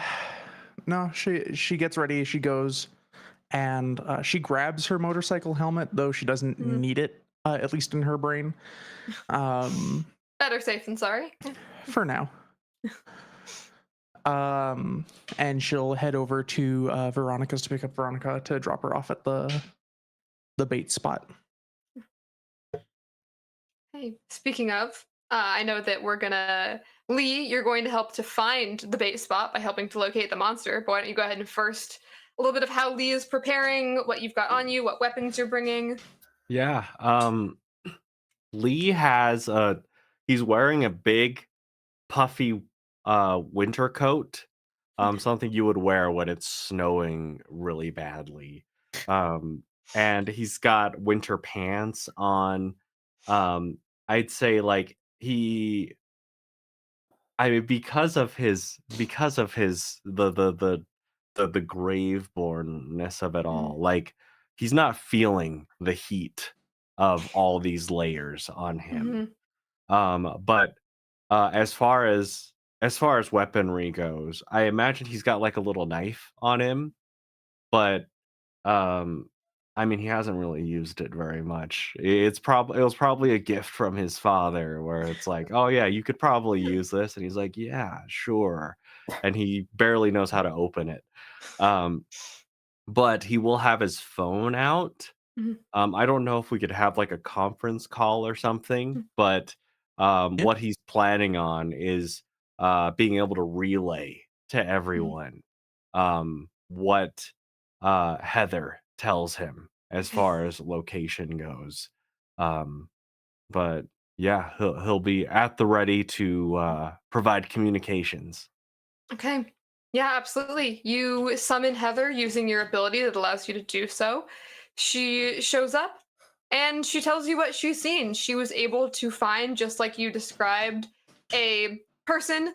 It seems like at the time the monster was in what appeared to be just a middle-aged white guy's body, but it shifted bodies a couple times. She does relay to you that more people have died, unfortunately.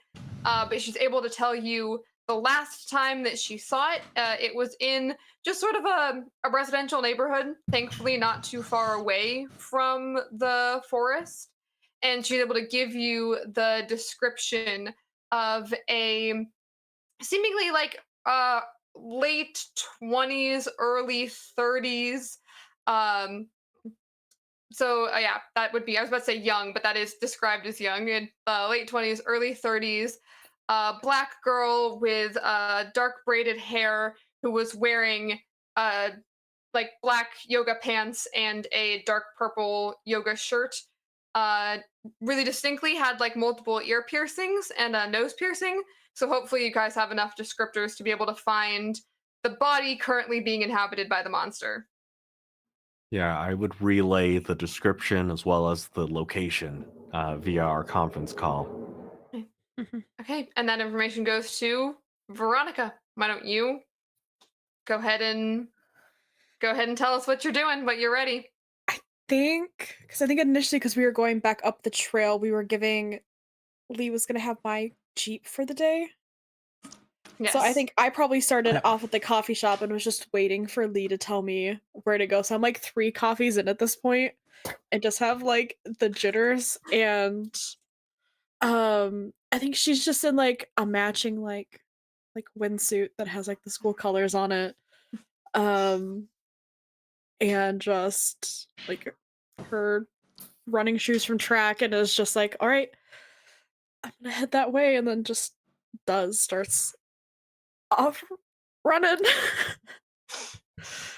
Like I have a Okay. little fanny pack, I have my phone in there with like the earbuds run up my back so I can hear, and like the conference call, it's tucked in my ears. But Okay. Yeah, you head off to the neighborhood of the monster's last known location. I mean, And hmm, if we're already there, Karm's like halfway between the starting spot and where the monster will be. Um, just in case something goes wrong with the chase. okay. Okay, Karm prepared and back up. Yeah. So yeah, you start to run off and you run into this neighborhood. It's very residential, suburban, looks very generic.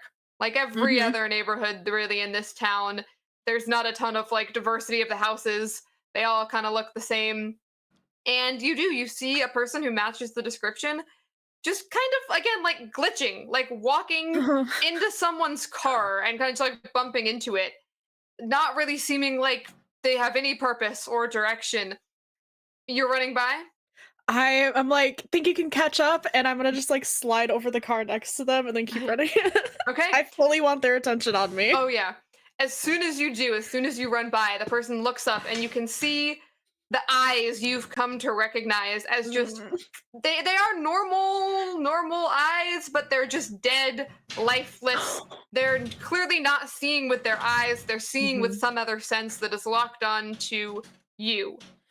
And all of a sudden this person goes from glitching and doing this repetitive movement to focused on you and running after you. Cool. And that's where we're gonna go to our break. Wah, wah, wah. Yeah, stay tuned, folks. If you haven't yet, check out the Tiltify link. Go give us, the players, a bunch of boosts and bonuses, please. Or boost that we the don't monster. die, A bunch of please. supercharges. Please don't supercharge the monster. We'd all die if you Supercharge did the monster. that. Do it. Don't Do listen whatever you to. want. Do whatever you want. don't listen to It's your Cait. money. Do whatever you want. But you should do donate whatever it you to trans people. You should donate it to the Trans Lifeline. All right, we'll catch y'all in a little bit.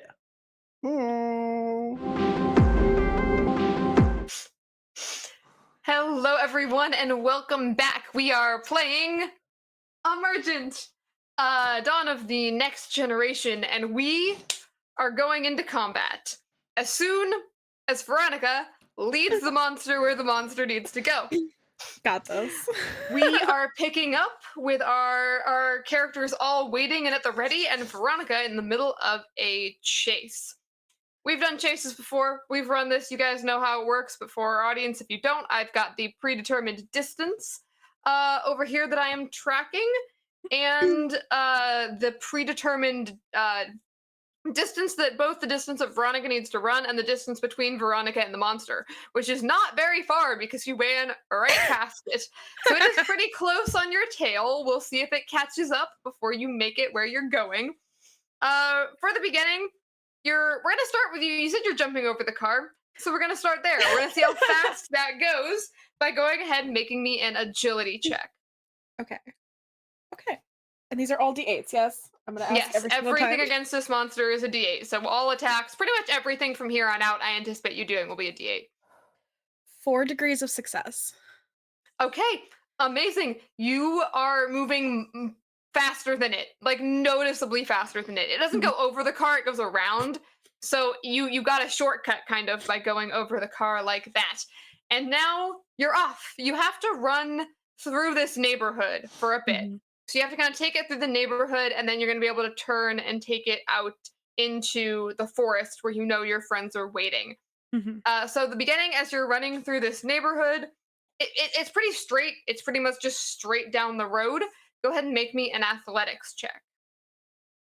And I'm trying to stay like not too far ahead. I don't want it to accidentally focus on someone else. Okay.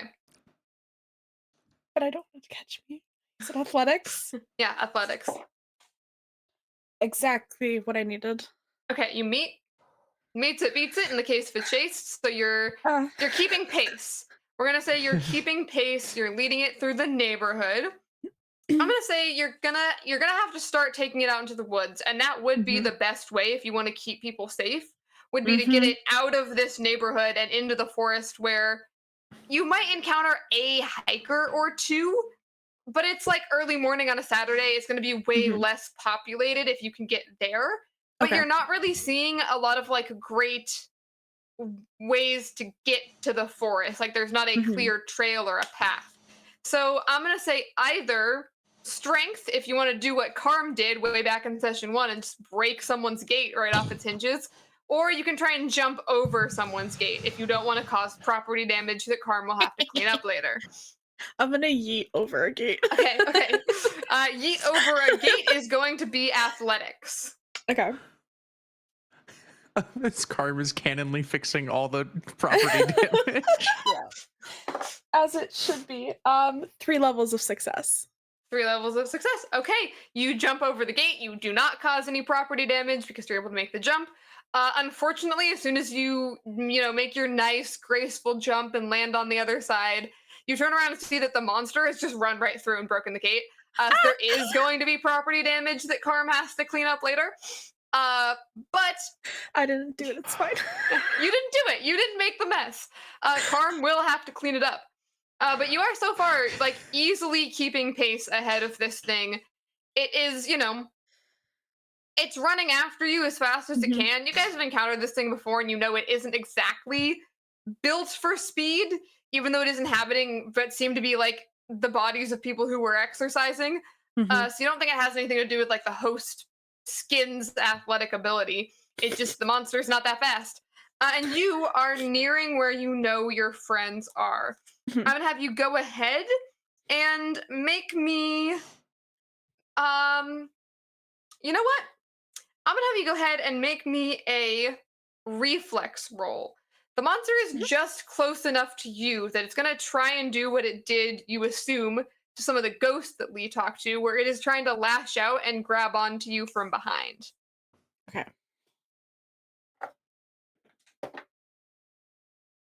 And this is opposed because the monster is attacking you. 1 degree of failure. Okay. Yeah, you feel. Did Rolled a you? 7. You didn't describe yourself getting ready and like covering yourself in Mhm. oil or anything slippery. I have tanning Yeah. oil. That's what I have in my house. I don't know if that works. I did not. We'll go ahead and we'll say that it does. I'm going to say it doesn't grab you. I'm going to be really nice and generous for this final fight and say that it doesn't grab onto you, but it does still hit you. So go ahead and Okay. take 6 damage from it hitting you. But Okay. it doesn't grab you. You're not grappled. You can keep running. It slips right off. Everyone else just hears like, ah! I run a little faster. Okay, go ahead and make me your last roll. I'm going to have you make me is a fortitude roll just to keep Okay. up the pace and to get there. This is your roll to like, you're trying to get there ahead of it and Mhm. to clear the tripwire. For this is considered a movement action, yes? Technically in chases, you're taking a movement action. So yeah, we'll consider it that. Oh, and a change of surge too. Automatically pass an obstacle roll. Okay. I'm gonna use my speed burst as I get into that last Auto bit. pass. Okay. Okay, so you don't even need to roll. You can roll to see if you crit if you want to. But you auto pass. I do not crit. I succeed, but I don't crit. Yeah. So you automatically pass as you use your powers and you use your abilities to give yourself that extra little burst. You jump over the tripwire Inhumanly fast. inhumanly fast. I'm gonna even say because you use that ability and because you've been passing all of these checks, like you've been just easily outpacing this thing. I'm gonna go ahead and say that you can get yourself out of range of the explosive that you know is about to detonate. Because you Nice. cannot be near this thing as it goes off. The monster, follows right after you, completely not expecting to be attacked. So I'm going to go ahead and count this explosion going off as the monster being ambushed, which means that it doesn't know that an attack is coming. It's not complete. It knows something's going on. Like it's prepared to attack you. So it is a little bit prepared, but it's not the most prepared that it could be, which is just to say that I'm not going to. It can't avoid being exploded. It's gonna trip the tripwire. You guys had it prepared. You guys had it set up, and it's gonna take some big boom damage. So someone 5 big go booms. ahead and someone go ahead and roll me 10d6. Do it. Well, that's being rolled. As Veronica is clearing like the trap and heading in, I'd like to activate a mutation Go before for combat it. starts. Absolutely. Yeah, this would be the time for it. So before we get into combat proper, Carm's standing there and she kind of cracks her neck a little bit and goes, okay, this time I know what you're about. And you are not going to escape my sights. And she'll focus and her eyes, her pupil in like a mitosis type animation splits and splits and splits and splits and splits and splits and splits and splits as I activate compound eyes. And just when you think the splitting is done, 2 additional eyes open up on her cheeks, and they also have multiple pupils each. And that's gonna help me avoid damage going forward. 41. Whoo! Okay, that's a good portion of damage. Yeah, yeah. Anything else that you're doing? I don't want to cut you off, Neon, on that last bit. No. Okay, so you got compound that's eyes it. active. Anything else powers wise that anyone else is activating as you see Veronica rushing into the clearing where you have the trap set up? Oh, you know what? I'm also gonna activate Dunce musculature. Okay. But I just get a little bit buffer for that. A little bit one. buffer. Yeah, a little bit bigger. It actually looks like I fit my tall frame now. I'm not just lanky. Okay. So go ahead and repeat that damage amount for me. 40. You said 41 on the damage? 41. 41 on the damage. Okay. It's calculator time. As you guys are... What, you can't minus 41 real quick? No. I have a math learning disorder. Neon, how dare you? Oh no, I'm so sorry. Oh shit. I'm canceled. See ya. It's been great getting to know Neon all of you. I canceled. will never show my face on the internet again. Thank you so much, everyone. Bye. No, you're fine. Come back here. I need you to kill this thing. I'm gonna have the monster's health tracked right next to me. So yeah, you go ahead and you don't do anything, actually. You do nothing. The monster just trips over the wire that you set up, but you realize that you definitely had the trap set up correctly. And you rigged a pretty big explosive. So you all had to have been out. I'm assuming everyone was out of range. Everyone had yourself hidden out of close range of this thing. It goes off. From what you can tell, it does seem like the cold damage is surpassing the monster's resistances. But what it doesn't seem like it's doing any extra damage necessarily. But what you see is like, you've seen this before, where it kind of like freezes, especially around like its legs, quote unquote. It doesn't really have legs. Well, it does because it's still in the body, actually. So the legs of the person are kind of like start to be frozen to the ground. And what you have done so far is you have given the monster slowed and vulnerable. So the cold damage that you're doing here is giving it conditions. Slowed meaning it can't move around as much, and the vulnerable, because what you remember from last time too, you got it cold and then you hit it and it sort of shattered a little bit easier. So for every vulnerable token that it has, it is going to take extra damage from all attacks equal to the number of vulnerable tokens. So for each time you hit it with cold, it's going to be taking more of those tokens. You're going to be doing more damage each time you hit it. Does someone hit the music as this thing comes in too? Because I did remember it is still in a body. Yes. Okay. Yes. Okay, you hit the music. You hit the loud booming bass. You gotta say what the song is, yeah. What? Oh, Yeah. What's the God. song? Oh god. Ruby what gets to pick. Has to be a Black Eyed Peas song. No. No. No. Oh my god. To be honest, because it's Ruby, it'd probably be some hyper pop, Hell yeah. like bass, like heavy bass, hyper pop. Amazing. I can't think off the top of my head what song it would be, but it would be that. That's the background music that you're fighting the monster to. Yeah, yeah.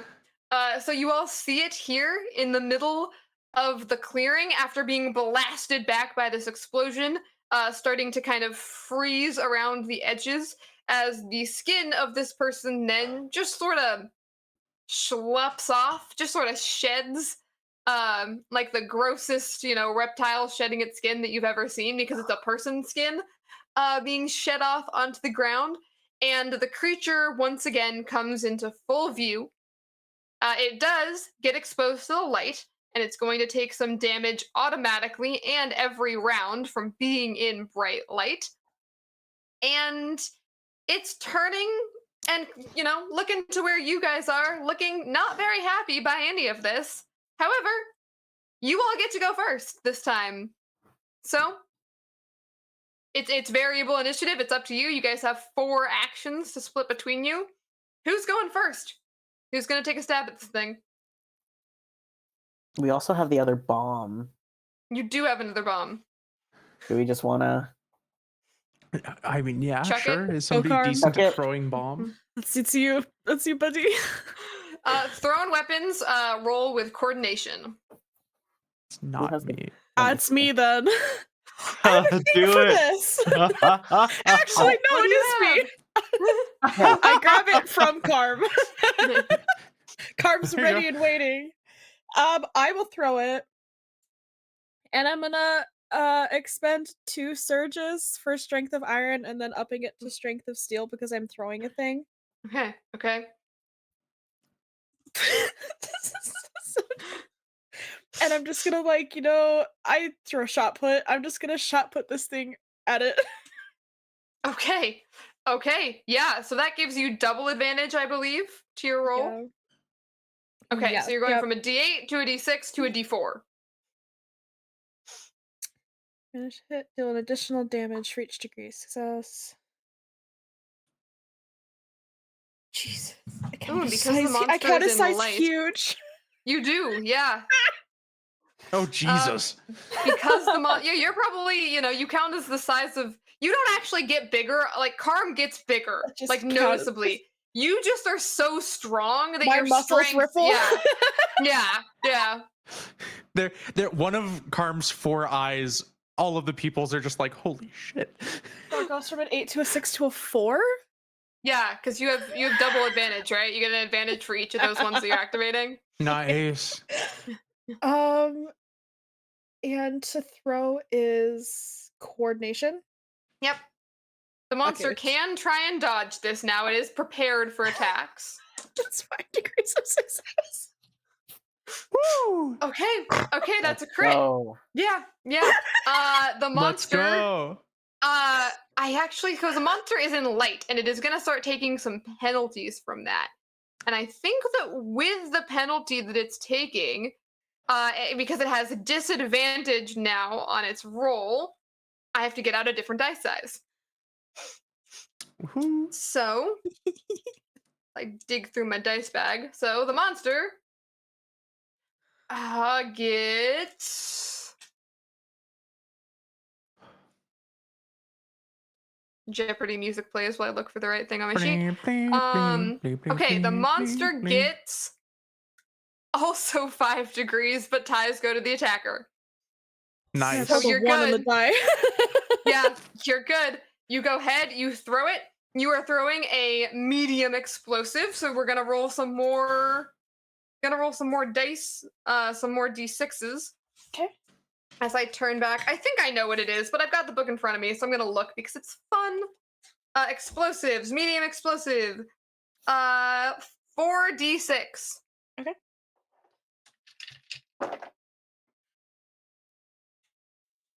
And some more cold, so it's going to be even more slow and even more vulnerable. 17, and then Okay. I deal an additional point of damage for every level degree of success, so another 5. So Yep. 17 plus 5 is 22. Mhm. And it gets pushed backwards. Gets knocked back.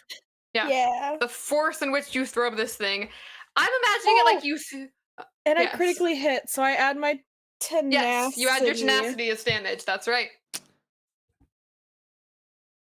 Tenacity to my precision damage. I don't know what that means. Your precision damage is going to be in the top of your sheet. Yep, It should 3. be perfect. Yeah, it should be equal to your finesse. So 3 and what's your Tenacity is 3 as well. 3 as well. Perfect. So an additional Okay. 6. An additional So 6. 28. I have a picture in my head that you have this big fire extinguisher, like one of the big ones. This monster has just shed its skin. It is now in its full form of just black and this like tarry, weird, vaguely humanoid shape, and it's got all the mouths open on it. and you just throw this fire extinguisher, and it hits like dead center in the middle of its mass, and it like pushes it a few feet backwards, and then it explodes. And as the explosion goes off, you see again like more of the just creeping ice on its, on the tarry darkness of its skin, as it is even more slow, even more vulnerable, and under half health in 2 hits. Nice. So that was one of your actions. Who's next? You are all pretty far away from it now because it just got knocked back even further. Oh, So sorry, anyone guys. who wants to do melee is going to have to move like 2 full movement actions to get in range of this thing. Oh. You did unfortunately send it way back.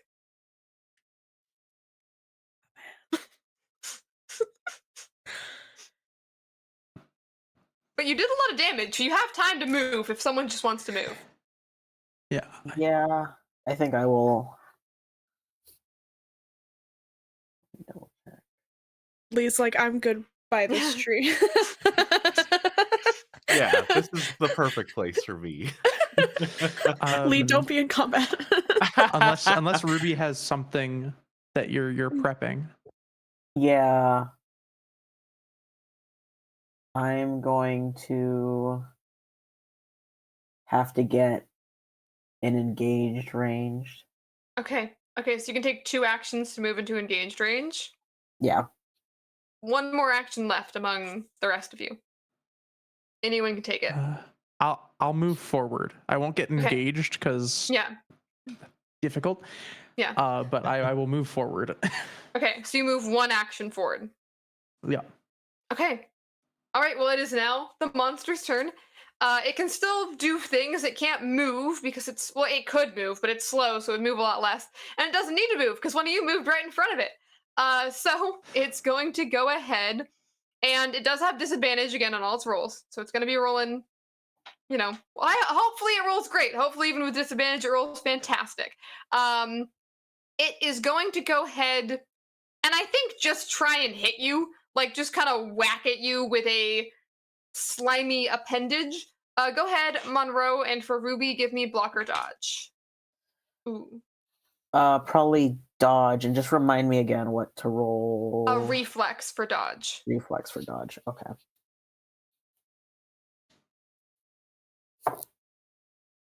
That is 1 degree of success. So that's a Monster got 5 degrees of success. damn. Even rolling disadvantage, I rolled very low. So you're gonna go ahead and take 8 damage, but you do have armor on, so you're taking 7. Okay. And I think all it's gonna do is just attack. It's gonna it doesn't know yet that it can't grapple you, so it's gonna try to slash out at you. This you have to dodge Okay. as it tries to grab you. So reflex again. That is 3 degrees of success. Okay. The monster got, as this is a ranged attack. Monster also got 3 degrees of success. So it goes ahead and it slashes at you. This only deals 6 damage, so reduced by 1, so 5. And it uses its neck, like it tries to grab onto you as it's doing this, and realizes that it can't because I'm assuming you were also, Yeah. you got sprayed down by some Oiled. WD-40. Yep. Yeah. Yeah, Probably yeah. sprayed everyone down. So it tries to grab you. It can't, but it can hurt you. But that is all it can do. So it is now back to you guys for your remaining actions. Because I have a thing. Unless you want to do something first, but I can. No, Get it, go for it. Ruby. Well, you Get had to it. Yeah, spend turn it all up. your actions moving close, so you can't do anything more this round. Okay, that's right. You're that's prepped right. Okay. and ready, but prepped and ready for the start of the next round. Yeah. So if someone else wants to go up and join Rupee, so they are not alone in getting slashed by this thing. Yeah, I'll step up. Yeah. Yeah, because unfortunately you guys were already out of close range of it, Mhm. which is 1 movement action away, and then it got pushed another movement action away. So Karim, you spend your last action to get an I'll move engaged forward. range. Yeah. Okay. And then Matt hasn't taken any actions. And Yes. They're living their best life. yeah. So is there anything that Lee wants to do? Yeah. I can do this from long range. Okay. I'm gonna ask Heather, and it'll be fully a request, like not a command or anything, but Heather, I want your help, but you have done so much for me already. So if you don't think you can do this, it's okay. But I don't want my friends to die. I don't want anyone else to die. If you could, I want you to possess that thing. She looks at you and she nods and she just looks and she asks, "This is the thing that killed me, right? Yes. And killing this thing will keep Addie safe." Yes. And she doesn't say anything more. She doesn't respond to that. She flies off towards the monster. Go ahead and make me your roll. Okay, that you I'll have be to make making for a possession. persuasion opposed by Mhm. their focus. Okay. Monster is rolling at disadvantage because it's in bright light. Rolled behind my computer. Oh. Okay, monster met. What did you get? I got 7 degrees of success. Jesus. Let's go. Oh boy, let's go. Legend. Okay, that definitely activates the possession. Go ahead and that is going to take effect when the monster tries to act, right? You can cancel out actions. Is there anything else your possession can do? Yes. So, I'm gonna designate Carm, Veronica, as well as Ruby, as being characters who will gain advantage on any rolls made to attack this Nice. monster. Heck yeah. Nice. Okay. Badass. Incredible. You have that's only one action, right? Yes. Okay, so you have another one. If you want to use it, you don't have to. Okay. So remind me ranges. So I'm at like long range. You're at long range, yeah. Okay. Can I go Here's a little my bit closer necrometry but page. not be close? So the ranges are far, long, close, and engaged. So you can go into you'd be in close range, but you wouldn't be in engaged range. Okay. Okay. love Yeah, the- I'll go to close. Okay. then. Okay. So yeah, that is just gonna be one movement action to get in a little bit closer, but not so close that you're like standing right directly next to it. Mhm. Or no, you could be in short range actually if you want to be Oh, a little bit yeah. farther. Yeah. So you would have been Yes. in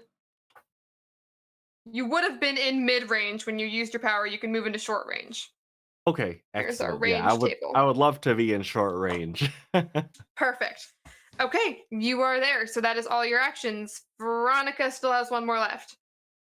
I think I'll just move kind of into that, not engaged, but like the next one is close, right? Or is Close, yeah, as Yeah. close as you Yeah. can get without being engaged. correct. Yeah, I think I want to be just outside of the engaged range. Okay, perfect. So we've got Ruby and Carm right up close and personal and next to it, and then Veronica, and then Lee. Sorry, range can get a little bit difficult without a battle map, but I also don't like making battle maps, so we're going with our imaginations here today. You're valid, bestie. Yeah. So that is all of your guys' actions. The monster is going to go. It is going to swipe at both of the people in engaged range to it. It's given up on trying to grab because it realizes it can't. So it's just making a big long slash at the both of you. So I'm gonna everyone try in to engaged counteract range, that. go for it. You have to roll So- for that, right? Yes, persuasion opposed by That's focus. my focus. Okay, monster got 4 degrees on that focus check. 6 degrees. Okay. Gosh. Woo. It loses the action. You counter it, it Excellent. cannot attack. Yeah, I Um, imagine that Heather is just like with all the the motherly protective nature in her. is able to hold back and muddle the thoughts, preventing this thing from being able to take that swing. Yep, absolutely. Yeah, she's able to keep it from attacking. It is going to get one more final attempt to swing out at you. It's just going to do the same thing it was intending to do, but was stopped. So I am going to make an attack roll for it. That was pretty bad. 2 degrees of success. So go ahead and block or dodge. Both of you in engaged range, yeah. Gotcha. Since I have compound eyes active, I get advantage on Incredible. my, let's see, lightning reflex trigger. Oh, I just get a +1 bonus to avoid Cool. the harm. Okay, there we go. Okay. And I'm gonna, I also have dense musculature. That's fortitude. Okay. I got 2 degrees. Y'all, Yes. Okay. I've got, oh boy, 6. Nice. Okay, so you're fine. I picked up my dice and forgot what I said the monster rolled. It rolled 2, right? Yes, it did roll. So Yeah. it does hit Ruby. Ooh. So it's gonna go ahead and No. do, it would be 6, but you have armor, so it's gonna do another 5 to you. Damn. I Ruby, can't how you send looking? some of my success over to Ruby, can I? Unfortunately not. Aw. Nope, I'm at 7. Something that Oh, no. you can as a reaction, and that wasn't attack hitting both of you, but just so you know moving forward, as a reaction, if you want to taunt, you can attempt to draw the monster's fire to Oh. yourself. So that is a Yeah, reaction you can take before the next monster round. I Pull up the reaction page because it is now your turn. So it is now your turn to just start taking actions. I love being able to open things up in the book. Ruby had one, So- I think. Yeah, Ruby Yeah. had something for sure. Yes. Yeah, I had reactions, taunt. oh, that's so funny. I had entangling with improved thorned vines. Amazing. Hell yeah. Why don't you go ahead and tell Nice. everyone what that does? So entangling is you can expend a flora and cause plants to shoot up and grow around the limbs and body of anyone within engaged range, attempting to hold them down. It is a strength roll opposed by your fortitude, and also with the thorned vines, if the entangling succeeds, they take 7 damage. They take another 3 anytime they attempt to escape being restrained. beautiful. Okay, so go ahead and make that roll, and you have advantage on rolls made against this thing because it is Yes. possessed. So you're rolling at a d6? Yeah. I'm rolling it higher than that, significantly. That is a 1 for... Oh, yeah. Yeah. Yeah, you got it. You got it. Yeah. I can already tell you, because the monster did absolutely terrible. Let's so go. describe Entangle. what happens. Tell me what happens here. So I think Ruby kind of just already being jumpy and after being hit so many times, just throws their hands out and just vines with these from like the trail ground with these wicked thorns just come up and kind of coalesced around the tar like slime. Yeah. And just like the thorns like grow and just like into. Yeah. And you see some of the thorns stabbing into, again, those parts that were frozen over as it deals even more damage because some of the monster is vulnerable due to the cold that you already hit it with. And you do see, like, in the parts where it is cold, it just, like, it's getting stabbed right into this thing. And it definitely looks like, I mean, again, it was already slowed because of the ice around the bottom part of it, but it is now caught in these vines. And even less likely to move towards you. Yeah, so it does 7 damage. Okay. Right off the and gate. Then 3 anytime it tries to leave, right? Uh-huh. Okay. Nice. Amazing. Yeah, no, for all of you watching, last time you guys fought this thing, you were in someone's garage. There was not a lot of plant life for Ruby to use. So I think this is the first time you've seen Ruby just like summon plants up out of the ground. How many actions was that, Monroe? I think that was just 1 because the thorn vines was just an improvement. Just an improvement. Entangling. Yeah. Do you have any other thing you want to do, or do you want to save your other action for later? I would like to step back. Okay, move back out of Yeah. out of range. Yeah, moving back does trigger an attack of opportunity though. So if you're moving out, but Can I taunt you it? could step in and take that if you want to. Because Yeah. I'm still in engaged range. And Yeah. yeah, as Ruby's starting to back up, I go, no. We got unfinished business. Amazing. Yeah, taunt, a reaction, uses persuasion, deception, or assertion. Trigger, an enemy is about to make an attack against a character within engaged range of you. Make an opposed assertion or deception or persuasion against the enemy's focus. On a success, the attack is made against you instead. So you do gotta get its attention. I rolled a 1. How many degrees is that? 5. Okay, yeah, that'll do it. It immediately turns. It still gets to attack, but it immediately turns and turns its focus onto you. Go ahead and block or dodge. I rolled the highest thing on the Absolutely. dice. You're fine. Oh. It fails. Yeah, no, I got 3. Oh wait, no, it's reflexes. Sorry, I got 4 degrees of success. Yeah, I rolled the highest possible value on my dice, so it kind of got distracted and like thrown off balance because it was about to aim at Rupee, and then it recognizes you. It recognizes Yeah. you. You know, it knows your taste. It tried to eat you, and apparently you taste good enough that it's going back for more. So it turns its attention back on you, but the attack was already kind of aimed at Ruby, so it's thrown off and completely misses. It is still player turn. So Ruby, you've taken your actions. It's my turn to hit it. Yeah. As it kind of lashes out and like sends this like really misdirected pseudopod of a slime ball out, I'm just gonna twist and I'm gonna take my hammer and just smack it right across where I assume its jaw would be. It has so many mouths, it's got a million jaws. Yeah. So you're making a called shot here. Are you trying to get the metal of the hammer into its mouth specifically? Yeah. Okay. You know what? Okay. Actually, I would love to target one of those mouths and hit basically try to like hook the hammer into like the cheek. Okay. Yeah, I'm you can swinging with absolutely like try. the nail remover side of the hammer. Ooh. Okay. So you're making a called shot, which is going to be 1 dice size difficulty. You're rolling at disadvantage because you're doing a called shot.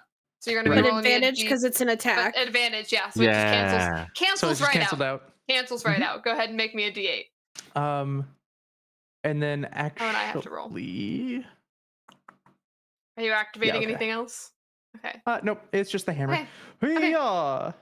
I rolled another 1. Okay, I did roll Holy much shit. better, so I do need your degrees on that. That is going to be 8 degrees. Okay. I got 5, but it doesn't matter. Yeah, that goes ahead and hits it. And Yeah. crits. So Yeah, you do walk your me crit through that. damage. Yeah, so critting, you can do your extra crit damage or evade tokens. So remember, on a miss or on a crit, miss, you just can do evade tokens or a little tiny bit of damage. On a crit, you do your normal damage, you can do some additional damage, or you can give yourself or a friend an evade token, which can be used to disengage for free. So do what Ruby just did, but without taking the hit. Or can be used to give yourself advantage on a block or dodge at a later time. Nah, I'm doing the full Doing damage all the way. baby. Of course you are. I don't know why I bothered explaining that to you. So it's 5 points of damage from the hammer because that's a Yep. medium weapon. Yep. I don't know what the metal in the mouth does, but it's there. Yeah. And then how would I calculate my crit damage? Your crit damage is equal to your precision total, which is precision your total. finesse. Is 2. Okay, so you're dealing an additional 2. So 5, And then 2 more. is that it? Nothing more for my multiple degrees of success beyond crit? Nope, you have to get a double crit for that to happen, which is 10 Oh, degrees. I was Then you can do close. even more. You were close. You're I don't know at this level if it's possible for you guys to double crit because you're still lower level. But yeah, the metal being just in the mouth, it seems to not like, but you think it might need to like swallow the metal. It's cold too. Did it take the extra damage from having the It secondary takes cold the token? vulnerable. Yeah, it takes the damage from being vulnerable, which at this point is an additional 4 each time you hit it. So little damage, but it's stacking up pretty quickly.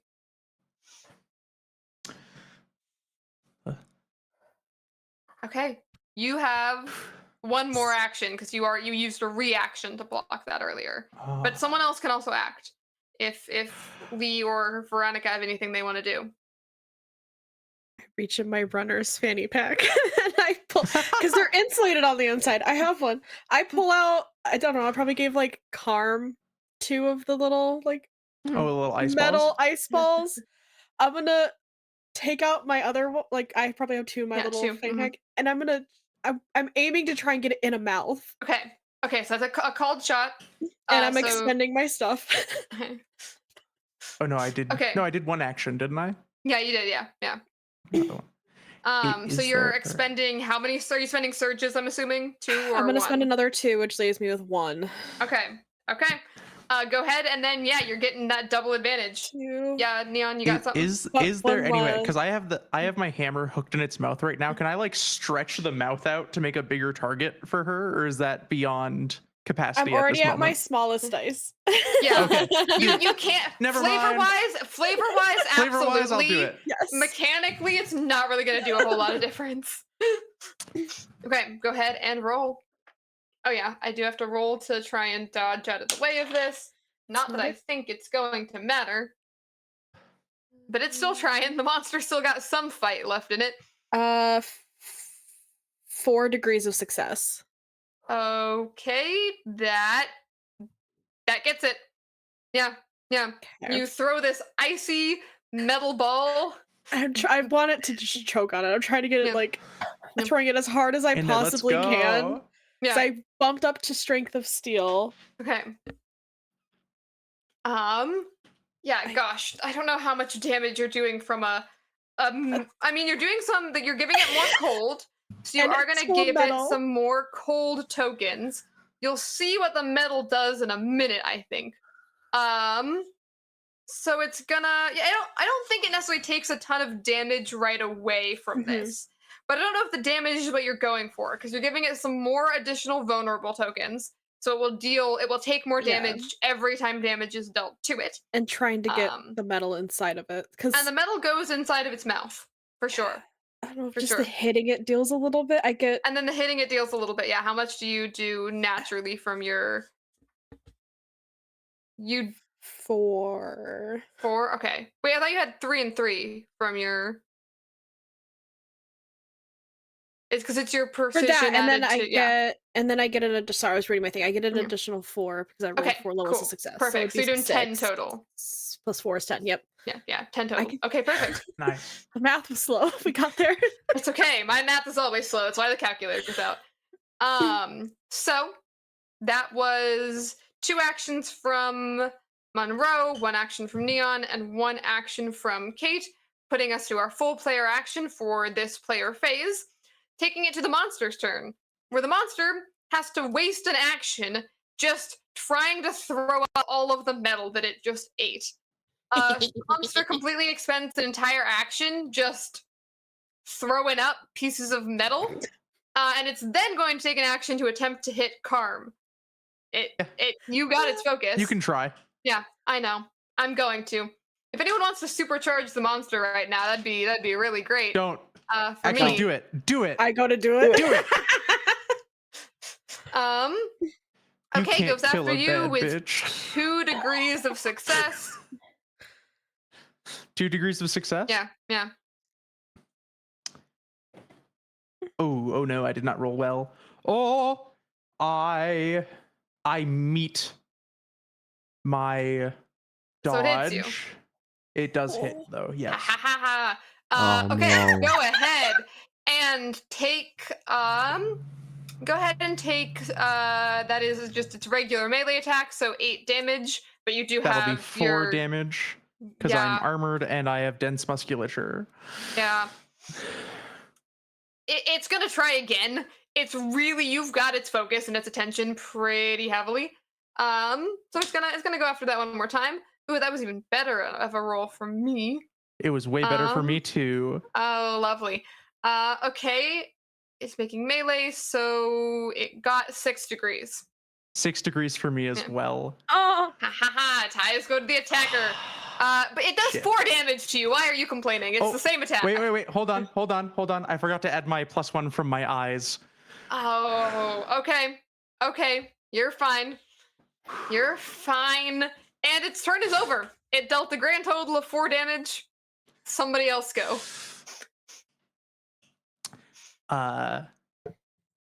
I'm gonna take my secondary action Mhm.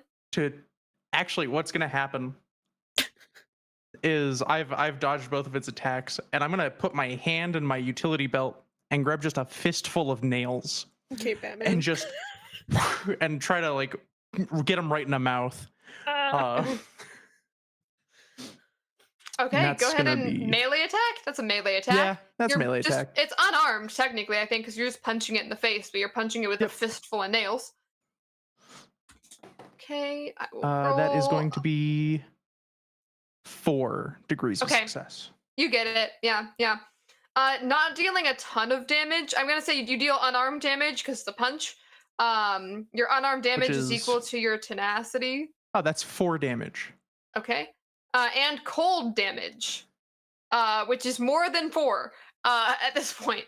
So you deal more damage just from the fact that it's cold than you deal from anything else.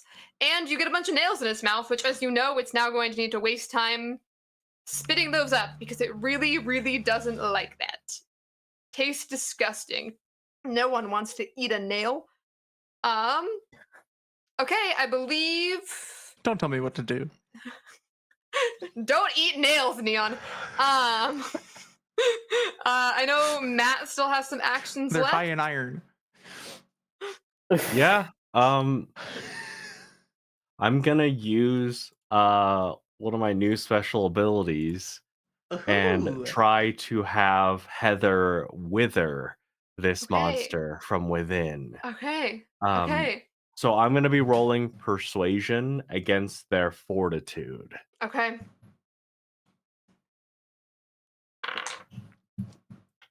That fails. I'm rolling trash. I always roll Okay. trash in last combat because I'm rolling at disadvantage. So I've got 4 degrees of success. okay, go ahead and read what your wither effect does. So I'll just deal 4 warping damage Ooh. against it. Okay. Okay, warping damage surpasses all armor and it has no resistances to that. Sick. I'm imagining like through just Lee just yells out to Heather and says, this is it. If you want to protect your daughter, if you want to protect everyone's daughters from suffering this same fate, it's up to you. And I imagine that Heather from within is like maybe noticing those nails, is like trying to internally drive those nails into the body of this thing. Yeah, into the body of the monster. Okay, that is one action. I'm assuming you do have one more, and then I believe Veronica has one more as well. You can hold reactions if you want to, but does anyone have anything else you want to do? I'm cool back here. You're gonna vibe. Lee's gonna vibe. Yeah. Listening to the music. Yeah, the music doesn't seem to have had any effect further than just like making the monster shed out of its skin. But it is now a nice background beat that you guys are. Yeah. It's your battle music. Yeah, maybe battle pop, hyper Lee pop. could be like holding a reaction to rewind when we get to that point when it's over, when the song's Oh yeah, over. to rewind the cassette tape and get it running again. Exactly. You gotta switch it to the other side. Yes, Yeah. B-sides, baby. B side. Then Gotta hit the B side. what is Veronica doing? It'd be stupid to move up and hit it. Do it. What it? Do it. Do it. I'll move up and hit it. I saw Let's Harm go. Yes. hit it in the mouth with stuff in their hand. I'm like, I have one more ice ball full of nails Okay. and metal. Yes. Right now, you can't move and hit. You can just move because you have I'll one move action up. left. I'll so you move get up into engaged. to Okay, try so and help we've draw attention yeah. from Carm. yeah, we've got Carmen and Veronica in engaged range as we go into the monster's turn, where it wastes an action spitting up nails. Yes. So first, just out of all of the multiple mouths, out come just dozens and dozens of nails that it is throwing up onto the ground. It is then going to attempt to swipe at both of you. Lee, you can use your thing once per round, right? Yes. Can I use it Okay. now, or is it? Yeah. This is a new round from the last Okay. time. I would So if love you wanna- to. Yeah, Let's go ahead and try and stop this. Persuasion v focus. Yep. Ooh, I got 3 degrees of success. Okay, you're good. I'm gonna give you a terrible example of how. Well, actually, no, this is accurate. Monsters get their asses kicked in their last combat, but I'm also rolling 10 and above on pretty much every roll I make. So the monster does not resist. You are able to hold back its attack. It's gonna go for one more. It's gonna go for one more swipe. So both of you in engaged range, go ahead and block or dodge. And I rolled an 11. So don't bother because I missed. Destiny is on our side. It is. That's how these things usually work. You don't need to roll. You're fine. It's your guys' turn. It's looking bad. Who wants to hit it? You could also you can describe, because you have 4 actions together here, if multiple people want to hit it at the same time. Mhm. You're free to kind of team attack this if you want to. Ruby, Lee, what you guys got? I'm good. Ruby's just like concentrating on the plants. Yeah. Yeah, it has unfortunately not needed to try and leave the plants because it's been kind of staying put and you guys are going to it. So it's still stuck and trapped, Yeah. but it hasn't really tried to move. Is there anything else you can do to make your vines like grow more around it? I can do corrosive damage, but I don't know if that would affect the ice. It's just sick as hell. That's true. Yeah. I Yeah. could Ruby, do that. Ruby, I need you to nuke this thing. Do it. Do it. Do it. Let's go. Go for it. Okay, so anytime you deal damage while you or the target is in vegetation, you deal 3 additional. Well, okay, I have to be in. You'd have to move up a little closer. Uh-huh. Mm-hmm.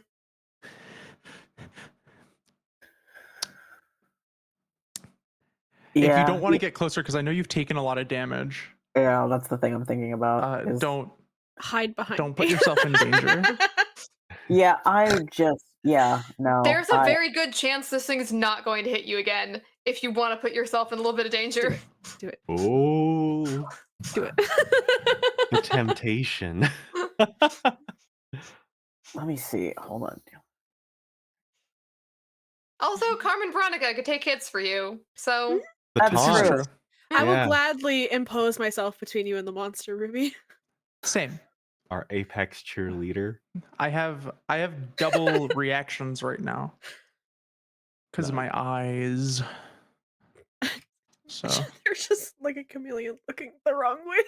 no, it's all pupils, baby. I know, but I That's just think so in my head it's like a fascinating. chameleon, just like. That's fair. okay. I have things. Yeah, yeah. I think I can. I'm just gonna. Do it. Do it. Do it. We believe. Yeah, Mother Nature wants retribution for I this thing can't- existing. yeah, because I can. God, there's because I can't do any like plant attacks, but I can physically attack it, and then Would you like an ice ball full of nails? you know what? Yeah, I will do that. I will take that because I can add the corrosive damage to it. Oh, nice. Hell yeah! Nice. Okay, so what I'm kind of seeing here, and I'm gonna again, I'm gonna kind of flavor this as like a group thing because you're already Mhm. kind of doing this. So you step forward, you grab the ball of ice from Veronica, and you attempt to shove it in the monster's mouth and do some corrosive damage while it's inside the monster. Yes. So go ahead and roll me a unarmed attack, which is basically just a melee attack. It is rolled, or you could use your strength, I believe. Let me see. Melee. With or an strength? advantage because of Heather. With an advantage because Yeah. of the because it's yeah. possessed. Yeah, nice. All right. That is a 1 for 2 degrees of success. Nice. Yeah, Nice. so you could use Oh. strength or strike. So if your strength is higher, Let me see. Uh, Actually, okay. Let me change that to strike. I didn't realize it was strike too. Okay. Yeah, so that's yeah, 3 strength or degrees of strike. success. Okay, 3 3 degrees degrees. of Okay. success, yeah. Perfect. Okay, that is going to be just barely enough. So I'm glad you changed it. Yep. So I Okay. add 3 corrosive. Okay. It's gonna take some additional from the cold. And then, yeah. Do I add And anything then from the it's your unarmed attack damage. So your So tenacity. it's just your tenacity. You're punching it. bonus 3? Okay, bonus 3. Yeah. Okay. I think because of like the way you've described it, where like the spikes are kind of sticking in and like piercing through it. It's like the spikes inside of it are corroding at it. It's not doing any additional damage because it's not weak to corrosive damage, but it is certainly damaging it, and it's combining with the metal, which it doesn't like at all. And you're giving it a really bad stomach ache. Not that it has a stomach, but you're got all of these things inside of it, the metal and the ice, which is cold, and the thorns from the vines. Somebody kill this thing. It's looking very, very bad. I'll turn to Veronica and I'll go, toss me? We're standing right next to it. Yeah, no, like straight up, like a cheer toss. Oh, okay. Nice. I'll like brace, make a basket with my hand, and wait for you to put your foot in. Okay, I'll put my foot in. Okay. And I will, yeah, just. Going up. Yep. And I'll use my first action of my 2 actions to activate a mutation. Okay. And as Carm's in the air, she'll start spinning, and her tailbone will elongate, and she'll grow a like flesh-covered tail. And at the end of it, there is just a giant, dense bone wrecking ball. Oh. And she spins around the air and uses whatever leverage that Veronica has afforded her to smash this the hammer tail down into the monster. Okay. Amazing. Amazing. Go ahead and roll with advantage. With advantage. Wink. Yeah. I'm gonna be that to your kind of momentum that you have going here. So no, momentum's not an actual mechanic for this power, anyways. Yeah. That's 4. And my strength is Monster 9. got 6 degrees. 5. Ooh. It beats you on its block just barely. You can do your precision damage to it. What is the damage from your tail strike? It's 10. Oh, hold on. I did. It does still count as a crit, though. Yes. Yes. Since it's 5 degrees. But it didn't hit, so no. You have to hit to crit. Oh, okay. But your attack might specify what happens on a miss. It does not say. Okay. Then on a miss, you do your precision damage. Oh, wait, 2. 2. Okay. Fun fact, that is enough to kill it. It had 1 singular hit point left. Hell yeah. Because of the attack that it just took. So it doesn't really matter. Yeah, you do this really amazing. It's always so funny to me when combat ends like this. You do this amazing, like you get thrown up in the air and you spin down and you like slash your tail into it and it moves out of the way, so you like barely nick it and it just disintegrates into nothing. You stub its The toe foot mouth. and it just disintegrates away into nothing. You barely needed to nick this thing. It already like it was kind of starting to like melt, even though it's like being frozen. Like the its own like gooiness was starting to just kind of like drip off of it and onto the ground, and it just disintegrates away into nothing. Even though you barely touched it, but you looked really cool. And there's no more monster. There's no trace of it ever being here. In fact, it is gone. That's it? To be... I think we did it. Yeah. You And see, the others made it sound so hard. Ruby starts crying, by the way, like immediately. Aw. Like I'll just like hold Ruby. Like, it's okay. oh, Lee, you see Heather standing where the monster used to be. You see the echo of the person that she was there looking at you, and she just nods at you and she gives you a small smile and she just says, "Even though this thing is dead, you made a promise. Take care of Addie for me." And then she's gone. I will. No one else, obviously, of course, sees or hears that. The rest of you are celebrating.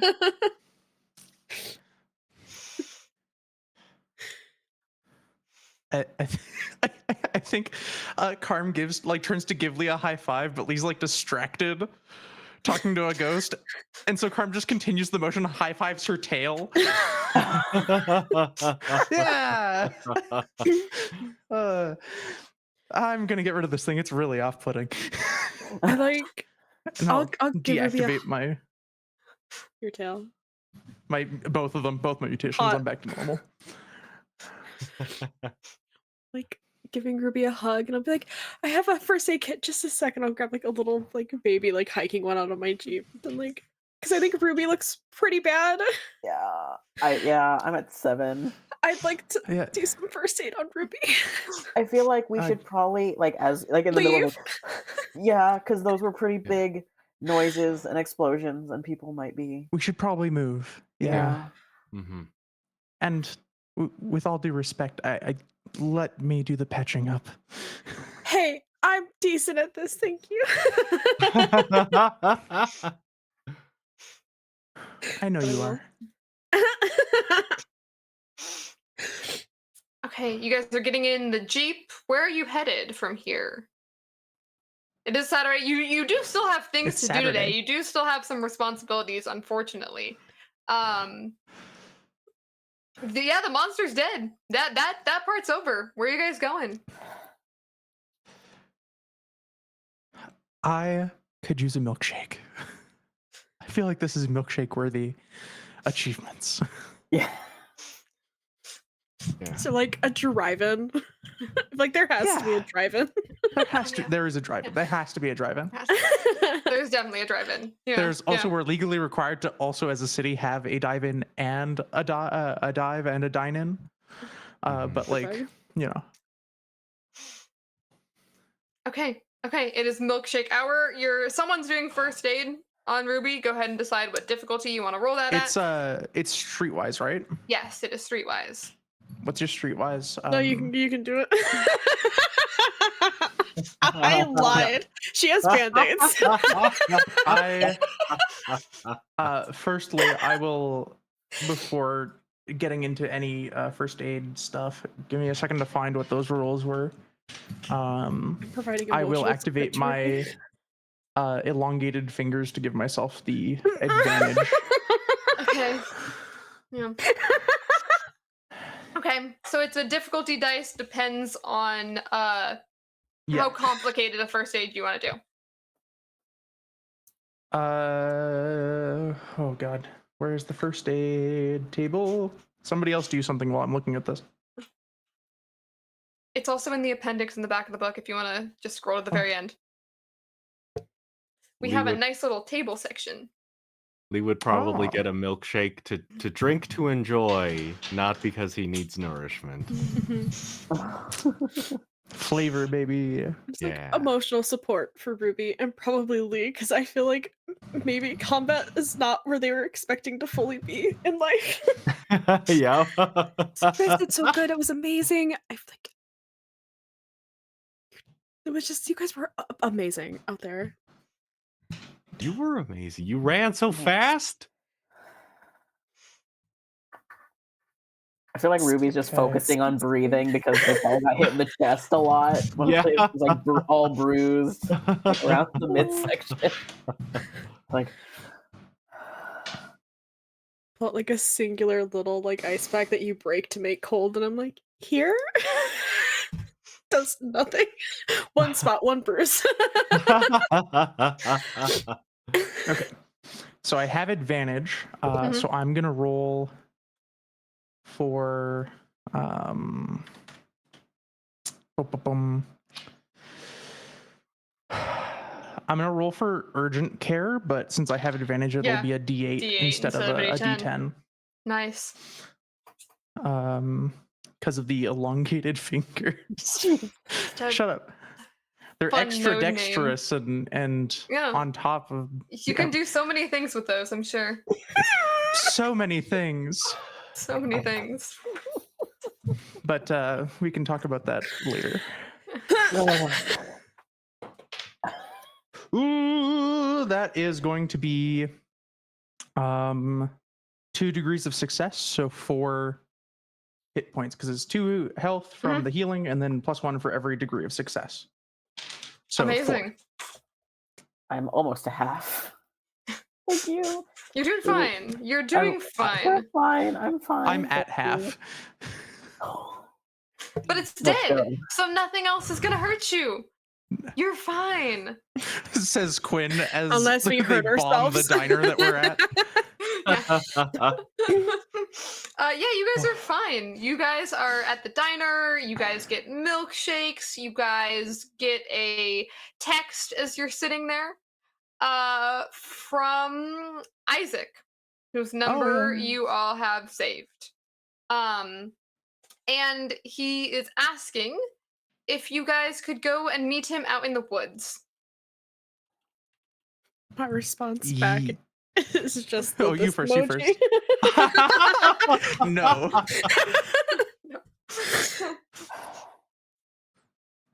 I mean, fair enough. He did kind of kidnap you, like, No, it's briefly.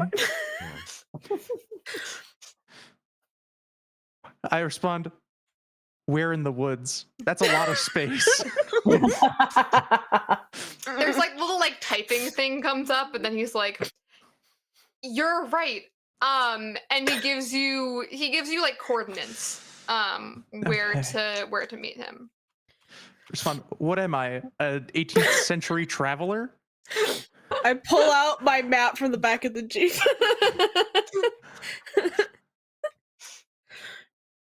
God. Yeah, okay, let's go. Okay. You guys have to go on. You finish your milkshakes. I'm assuming you can grab something to eat. You get, a little bit of rest, a moment of respite, and then you're out hiking up in the forest again, kind of back where this all began, actually. But you're going pretty far up into the woods. Further, actually, than you went up last time. Like, this is going to take you a while to get to where he is. What is this hike like? Like, you guys just killed a monster, realized that you did it. The weight of all of this hitting you, the weight of the physical injuries, the mental exhaustion. What does this long hike look like for you four? You know, I think Carm is like super just like over the moon. Like, physical ailments aside, she's just so like, oh, thank God, like everything's fine. We're good. And I was so worried. going into it because like I didn't get to like see anyone, and like I didn't get to tell Veronica that I loved her before the battle, but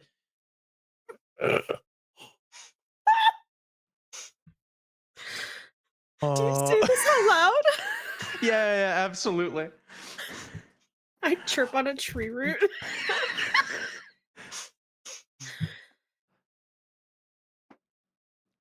Wait, did you say were you falling for someone? Uh, I hate you so much. It's so bad.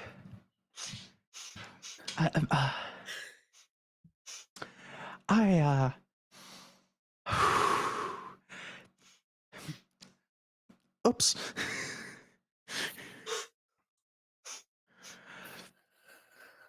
So,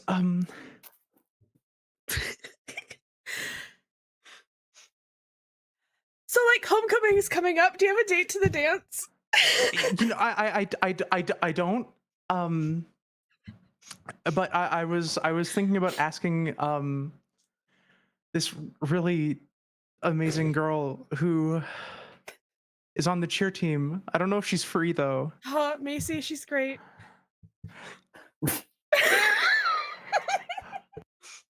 Carm will just look at you for a second.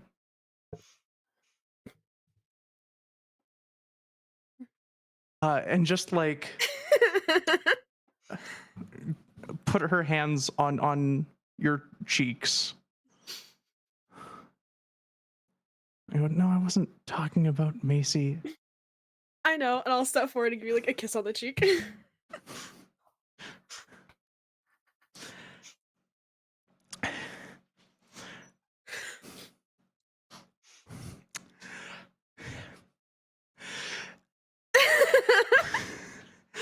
This is like the very beginning of the walk. You guys have been walking for like half an hour. You still have so far to go. And I'll just like skip out of Carm's arms and like skip further up the trail. And I'll look over at Lee and I'll go, okay, now you get yours.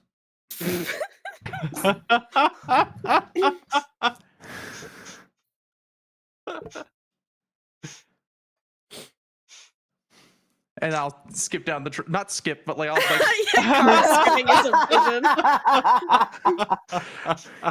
like walk joyously. I will say, as we get further in, if it looks like Ruby is getting tired or struggling, I will offer a piggyback ride. Because I'm doing pretty good. Ruby will take the piggyback ride. Let's go. And just like as we're walking, okay, we need to set you and Marisol up to go to homecoming together. What are you talking Oh my about? god, yes. Have What you are You guys have been about? like dancing around each other all term. forever? Forever. Like last year too. I wasn't even here last year fully, and I knew that. I like came in halfway through and I was like, oh, them. No, she doesn't Yes. like. Mm, No. yes. Yes. No, I Yeah. don't think Yes. so. There's one way to know for sure. Ask them to homecoming. Bingo. Uh, The true test of love, as we all know.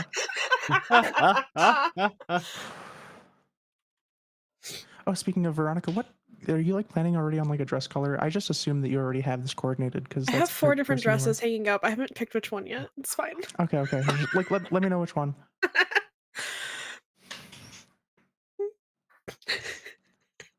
Okay, you guys walk for, again, a good little bit. Eventually, finding Isaac standing by, like, the mouth of a cave. And he sees you guys coming. And it looks like the mouth of a cave, but it looks like you can't really see any further into it. Like, there might be, like, a door or something blocking things off. And he looks at you guys and sees you guys coming. Okay, oh, you guys got into a fight? You look a little beat up. Are you? You should see the other guy. Okay, so you killed it. You won. This looks like winning energy. You guys look excited. Yeah. Okay. Okay. Fantastic. Awesome. Good job. Congrats on killing your first monster.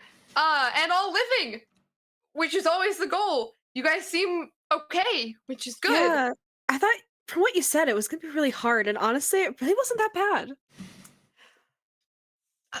Good. That is good. That means you guys knew what you were doing. You know, that's the goal, that you guys as the next generation will have it easier than we had it. Yeah, because of your guidance. It was easy because of you. I love you so much, Lee. Yeah, you know, we didn't have Please stop kissing ass. We did it on our own. It's one of my skills. No offense. You know, yeah, we didn't have that book that you guys, that we got to you guys. So hope that helped give you guys a little bit of like direction and some guidance. So that's good. Yeah. You all survived. Well, once you know how to kill one of those things, they really aren't that hard. You just gotta like figure out the weaknesses, and then they do tend to die pretty quickly. And yeah, you all look relatively okay and healthy, so that's good. Yeah, so the other threat, obviously, being the stuff I told you about with that like government organization. I got good news and bad news. Which one do you want to hear first? Bad. Bad. Okay. So the bad news is that this place, I guess technically I could have like showed you guys pictures. I don't really have to bring you out here. But this behind me is the old Division Omega base that was in the town. And it's empty, and it's like it was cleared out when they left. But I went inside, and you can see as you look closer that like a part of the door doesn't exist anymore. Like a bit of the door was disappeared into nothingness by his powers. I managed to go inside just to like check and be sure, and it did look empty and like abandoned mostly. But there was some evidence that someone had been here recently. Like some of the things were turned on. So the good news is that I destroyed everything that I could find, and I haven't found any evidence that they know who you are specifically. I think you guys managed to keep your name out of like the papers, away from the police. I did delete the whole kid police thing from That's all people's on minds. me. I'm so sorry. So that person who you said that to doesn't remember that anymore. So yeah, there's no one was like suspicious enough of you to report it or to get anyone involved. So I don't think, I guess I can't say for sure, but I don't think that Division Omega has your name specifically. So you should be able to stay and like keep doing high school. But there definitely seems like not all of Division Omega's agents have pulled out of the town. So as long as you're not using your powers, you're not at any risk. Which you shouldn't need. You shouldn't use them day-to-day life. You shouldn't just don't use your powers to give you an edge in high school. That's too risky and dangerous. You could use them in like your privacy of your room, I guess. I don't know. I don't know why you would. Fun. But yeah, just to like to like build your skills, I guess. Like I wouldn't be going around using your powers in public, but if you stay here, I mean, I wish I could tell you that it was over, that you killed the thing and it's gone and it's dead. But monsters have a tendency of where there's one and where there's emergence, there's more. So there will probably be another one at some point. And yeah, that's all I have to tell you. Division Omega's here, but they don't know you're here. And the monster's dead for now, so you can keep doing high school. And I wanted you to see this so you know it's here. You can like keep an eye on and like monitor their like layer headquarters thing. That hole in the door is always going to be there. I like permanently deleted that part of it. I guess they could fix it, but then you'd know that someone was here. So yeah, I'm not too worried about getting in. I'm probably gonna leave town again. Again, it's not like horribly unsafe for me to be here because Division Omega doesn't know who I am and never will. But my team can't really come into town, and I am gonna go back to traveling with them. So we'll stick to the area, like we'll be around. You have my number. Now that the thing is dead, I don't really think there's anything else for me to do here. So like call me if you need me. I mean, likewise. Yeah, stay safe. Yeah. Yeah. We'll be in the area. We'll try to like definitely stay in the state and in like the neighboring kind of cities. So if something happens, you know, it's good for Emergents to keep in touch and to stay in contact. We're kind of like trying to work on. We think there's like a network, but we're there's so few of us, because we're kind of rare. Need like but, a secret web page. Yeah. Yeah. So we'll be in. You got my number, and Yeah. if it changes, sometimes I like rotate through phone numbers. I'll like let you know what the new one is before I get rid of the old one.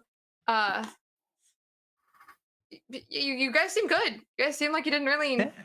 didn't really. I mean, yeah, you seem like you didn't really we're need kind of me the best. specifically. Yeah. I mean, my last word of warning is they only get harder from here. So don't get too I mean, but you should also get stronger from here. So Yeah. Hey, I you'll mean, be as long as they don't like go in people and spit out their bones, I think we got it. Like, what could be worse than that? I we've feel like faced you have some cursed us really to something weird worse than that. things. Like, Yeah. I Yeah. We've faced some really, really weird things in our time. There was this thing that like deleted time that we were like living in and like brought us forward like into the future in like a library that it made, which wasn't like horrific, it was more just confusing as fuck. Not And books. we had to like fight it. We were just like losing time. We had to fight it in a library filled with like dead other versions of ourselves, which was a little bit creepy.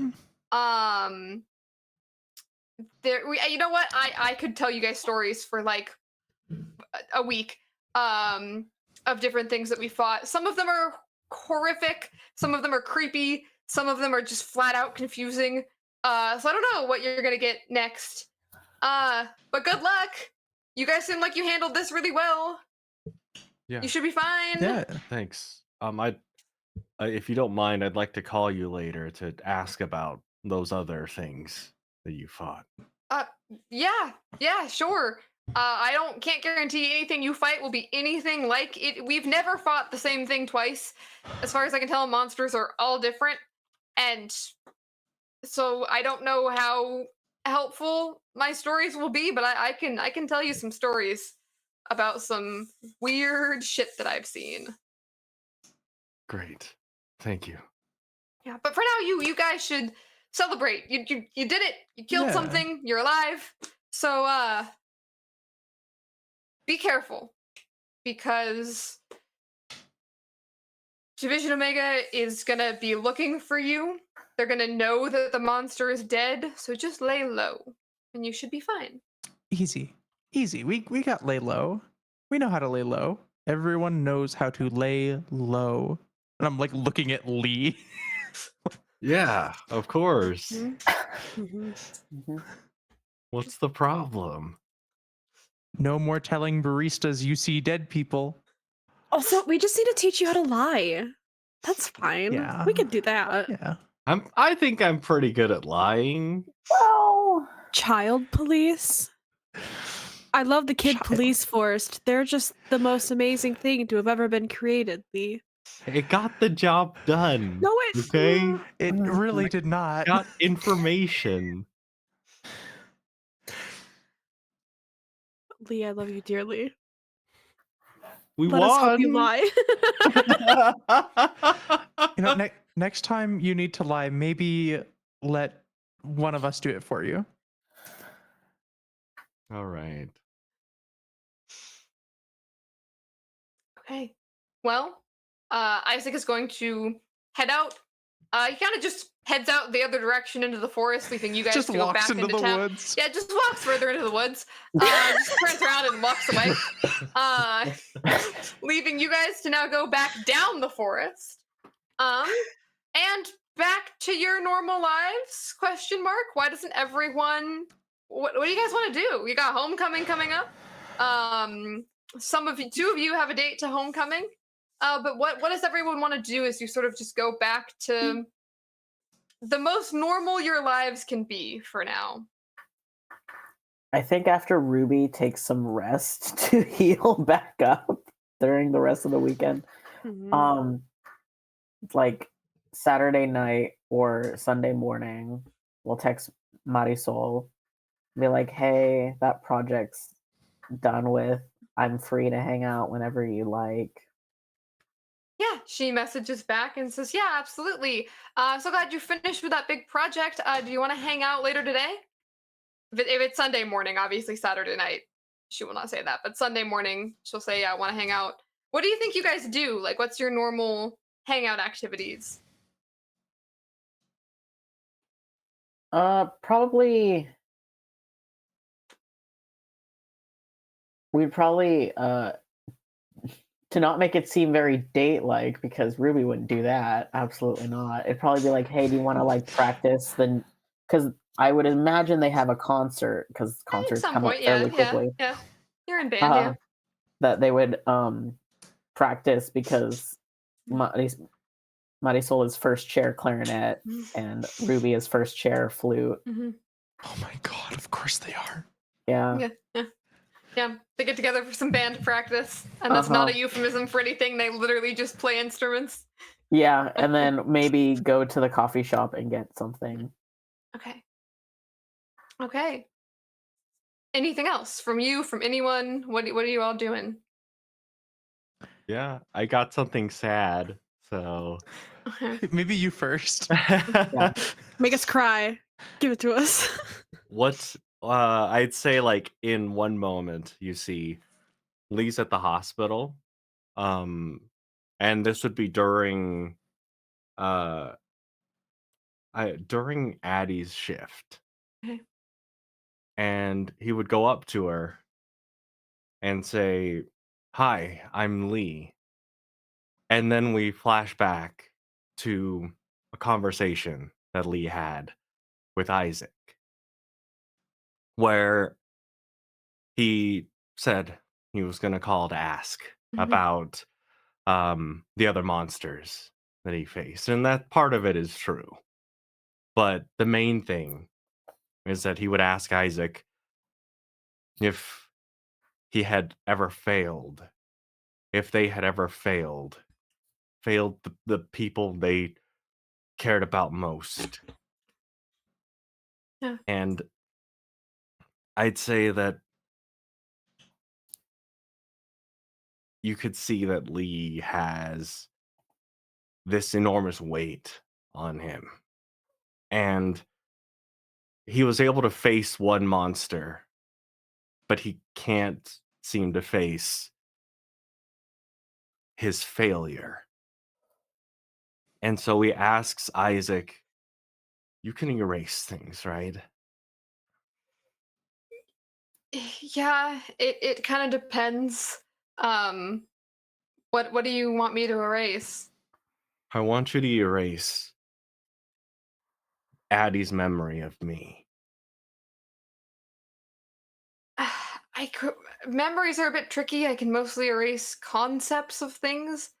I might I can certainly try. I can't guarantee anything precise when working with people's memories, though.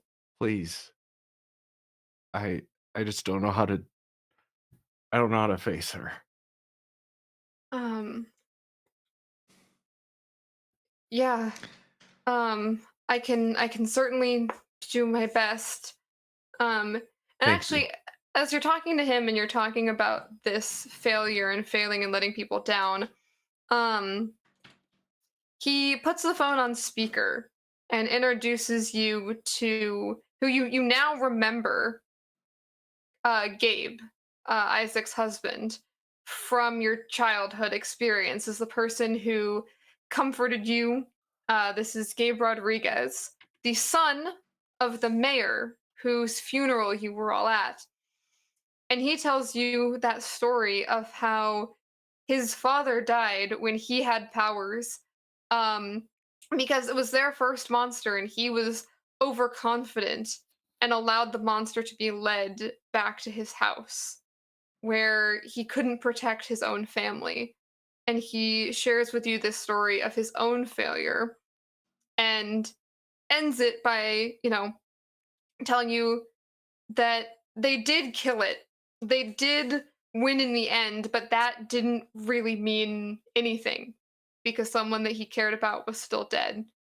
And that this life, that being a hero, something you didn't choose, you didn't ask for, is going to involve losing people, is going to involve letting people down, and that there's no stopping it.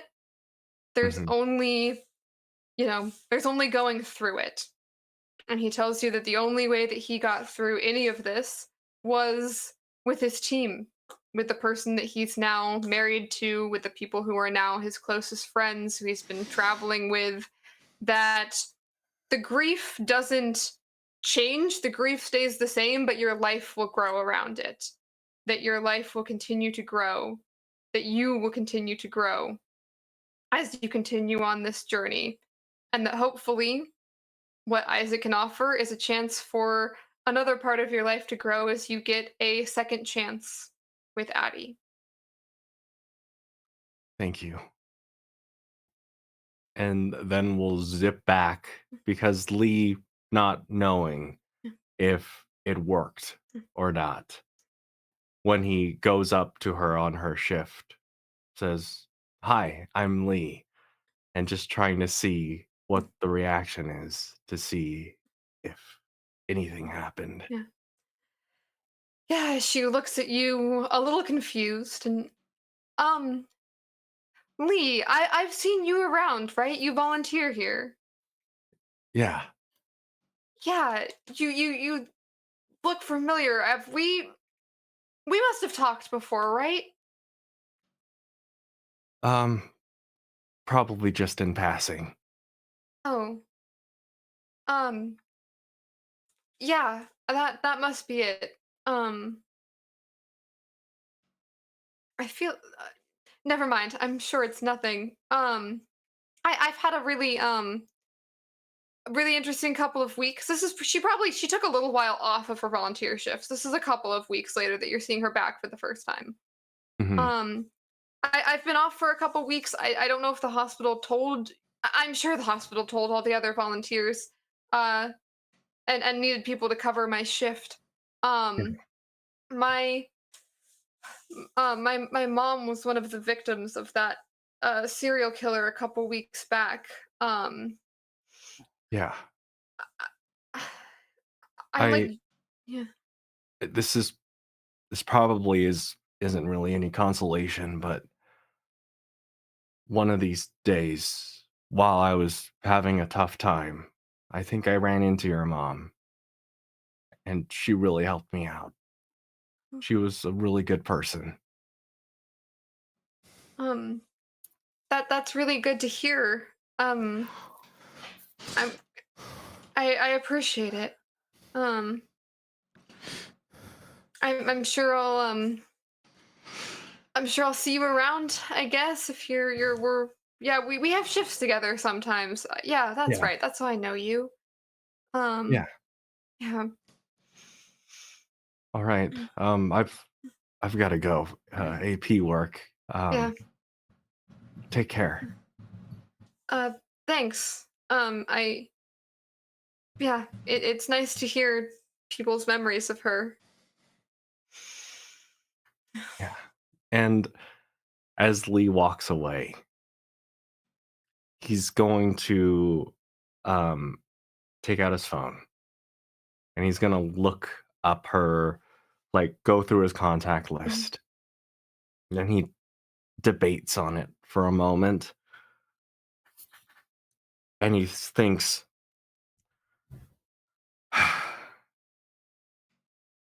it'd just be trouble if I stayed in contact with her. I have to do this. It would just get her, it would put her at risk.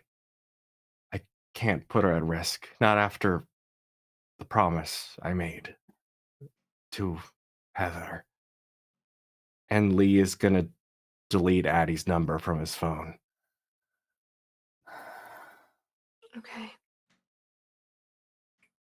All right, as we leave that part of the story there, what is everyone else doing in the weeks and the days that follow? Crying. Crying a lot. Crying a lot. No! Crying so much. I don't know. I go to see my grandmother. I go to see Grams. As soon as you walk into her room, because she is being cared for in a home, correct? Yep. Yeah. As soon as you walk into her room, she looks at you, and there's a look in her eyes that you have not seen, where she immediately looks like she recognizes something, and then looks very sad. And she greets you. She seems to be in her regular spirits in terms of like her health. She seems to be all Yeah. right. And she greets you. She knows who you are. Ah, Carmilla. It's been Hey, Graham. it's been too long since you've been here. What have you Yeah. been up to? And she sort of I starts going had- around her room and just she's got lots of trinkets and lots of little things in her room, and she starts just messing with something on a shelf. I had an unbelievably busy week. First week back at school, and oh boy, I'm already feeling it. Ah, you look it. You look like you're not getting enough sleep. Yeah, some nights, but it's gonna be better now. Been resting a lot this weekend. It's good. Good, as you should. How are things here? Oh, fine. Everything's fine. It's all the same. Every day, it's just the same thing. Nothing exciting happens here, and that's good. That's a good thing. You don't need any more excitement at my age. That's what us young people are for, right? I wish it wasn't. You need a nice calm life. One day. And I mean, it's nice to have things to look forward to. Yes. She's not really looking at you anymore. She kind of seems like she's distracted, messing with something. Yeah. What's going on? You seem off. It's nothing. It's nothing. Everything is fine. If you say everything is fine. Tell me about your first week of school. Tell me about how Oh gosh, how things have been. How are your yeah. classes and your teachers, and then Good. I mean, you know, we've gotten into the routine, the rhythm, you know, go to class, do your best, try not to get into too much trouble, pay off the principal with her favorite treats when I do get into trouble. I got into this environmental sciences class. I took it because I thought it'd be easy, but ended up really, I'm really enjoying it, and I got put in this group project, and my group's fantastic, and I mean, I knew of this girl beforehand, but I kind of met this girl and I kind of fell in love with her. Um, she's just I I don't have the words. Strong, smart, beautiful. It feels like a fairy tale sometimes, and it's nice having the distraction from everything else. She turns and she looks at you and she makes like direct eye contact with you. And she smiles and she said, "Good. Good, that's good. You have people around you that you trust, it sounds like, and that's good. Yeah. Good. Yeah, there's That's- Lee. He works at the hospital. He's really smart, but really bad with people somehow. and Ruby's phenomenal, also incredibly smart, and so like in tune with everything, except for somehow like his own emotions, which is wild. You know, green thumb like crazy. Green thumb like crazy on Ruby. Oh, good. Good. And she kind of is still like puttering around and she goes like down under her bed, like and like lifts up the mattress very slowly because she is old. And Yeah. she lifts up the mattress and she pulls out a sketchbook. And she's Mhm. given you lots of different things over the years, but they're normally random. They're normally just like little objects or trinkets or knickknacks. She pulls out a sketchbook and she goes and she doesn't even like hand it to you necessarily so much as she like puts it up, like she like pats your chest with it, kind of. She says, Okay. Here, you'll. It's time for you to have this." I'll quickly she flip just- through it as she's talking. Yeah, it is mostly sketches of people. Okay. Mostly people that you've never seen. You've never seen her draw before. You had no idea that she could draw. You're not sure if she drew this or actually if someone else drew it or why she has it. There's not a lot of text or a lot of names or things associated, but you flip through it very quickly and you eventually land on a drawing of a young girl, it looks like, in the image, who has short hair. It's not in color, so you can't like tell anything about her Mhm. Yeah, it's just like a race. pencil It's just like a sketch. pencil sketch. And she appears to be like holding up her hand, and there's something like projected, like a light around her hand in the drawing.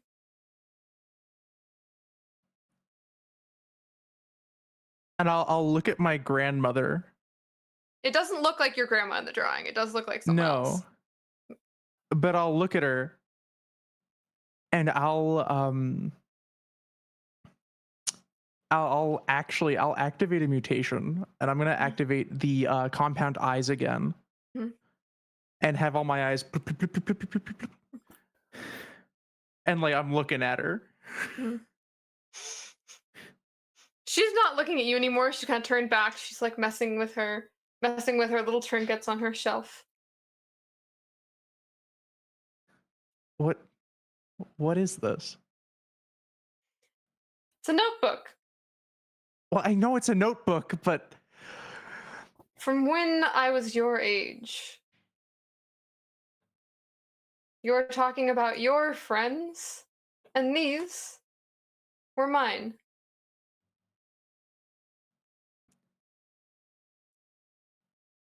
you're like me. And she does turn around now and just looks at you, and no one is like you. I mean, We're all a little different. and that's what makes it so interesting. Doesn't it? Now you should turn that off before the nurse comes in. Oh yeah, no, absolutely. And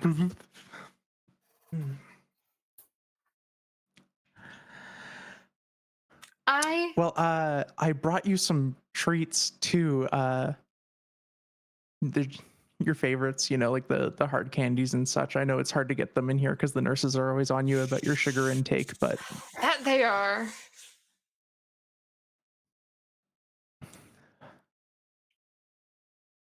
right. Okay. Yeah. Okay.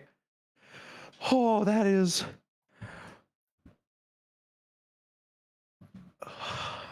Thank you.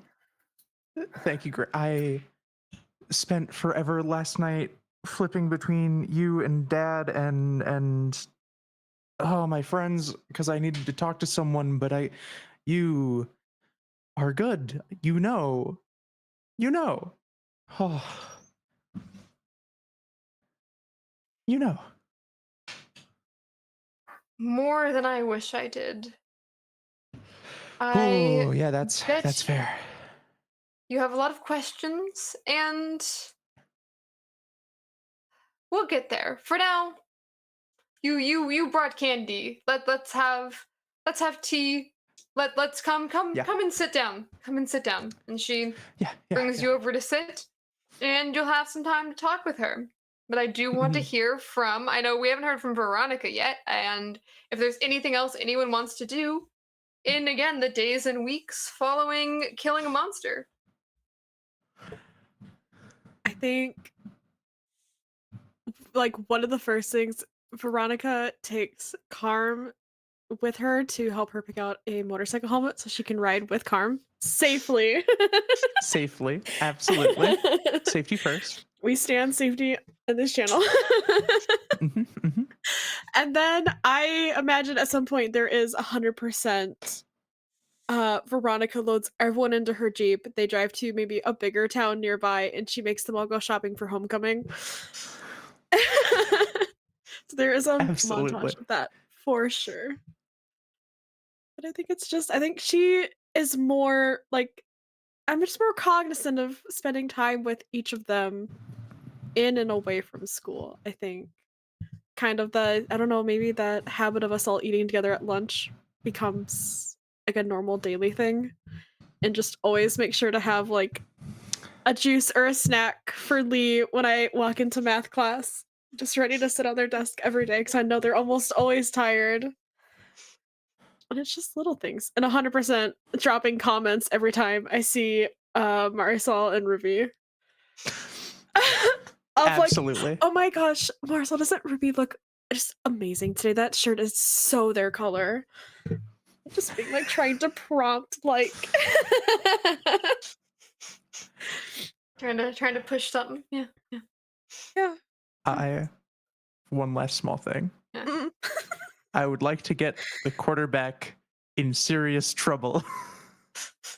How would you like to go about doing that? Step 1, I taunt him. Step 2, he squares the hell up. 3, I let him give me a nice one right across the jaw, and I spit out literally all of my teeth.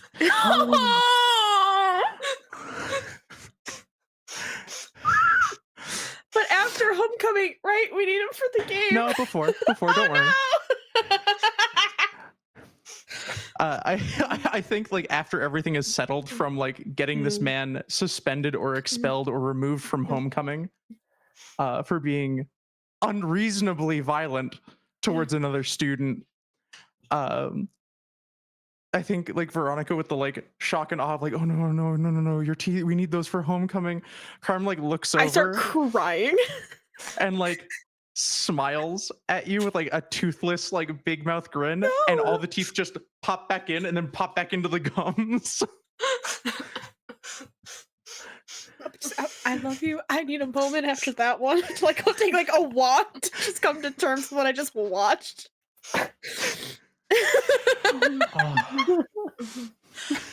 Oh, amazing. Yeah. You definitely get the quarterback suspended. You do all of that, and does anyone have anything else? Because I don't know that we've got a better place to wrap it up than Carm spits out all of her teeth. That feels appropriate. Yeah. Well, then we are going to wrap our game with Carm spitting out and regrowing all of her teeth. Yes. We may see these characters again. We've got some homecoming plans that I think might be worth following through on. Prom. We've got prom. We've got prom. Yeah, date night for everyone. So we'll see. We will see. We will be potentially back here on Logomancy at some point. But before then, Neon has got some more Emergent for you coming soon. I've got more Emergent coming soon.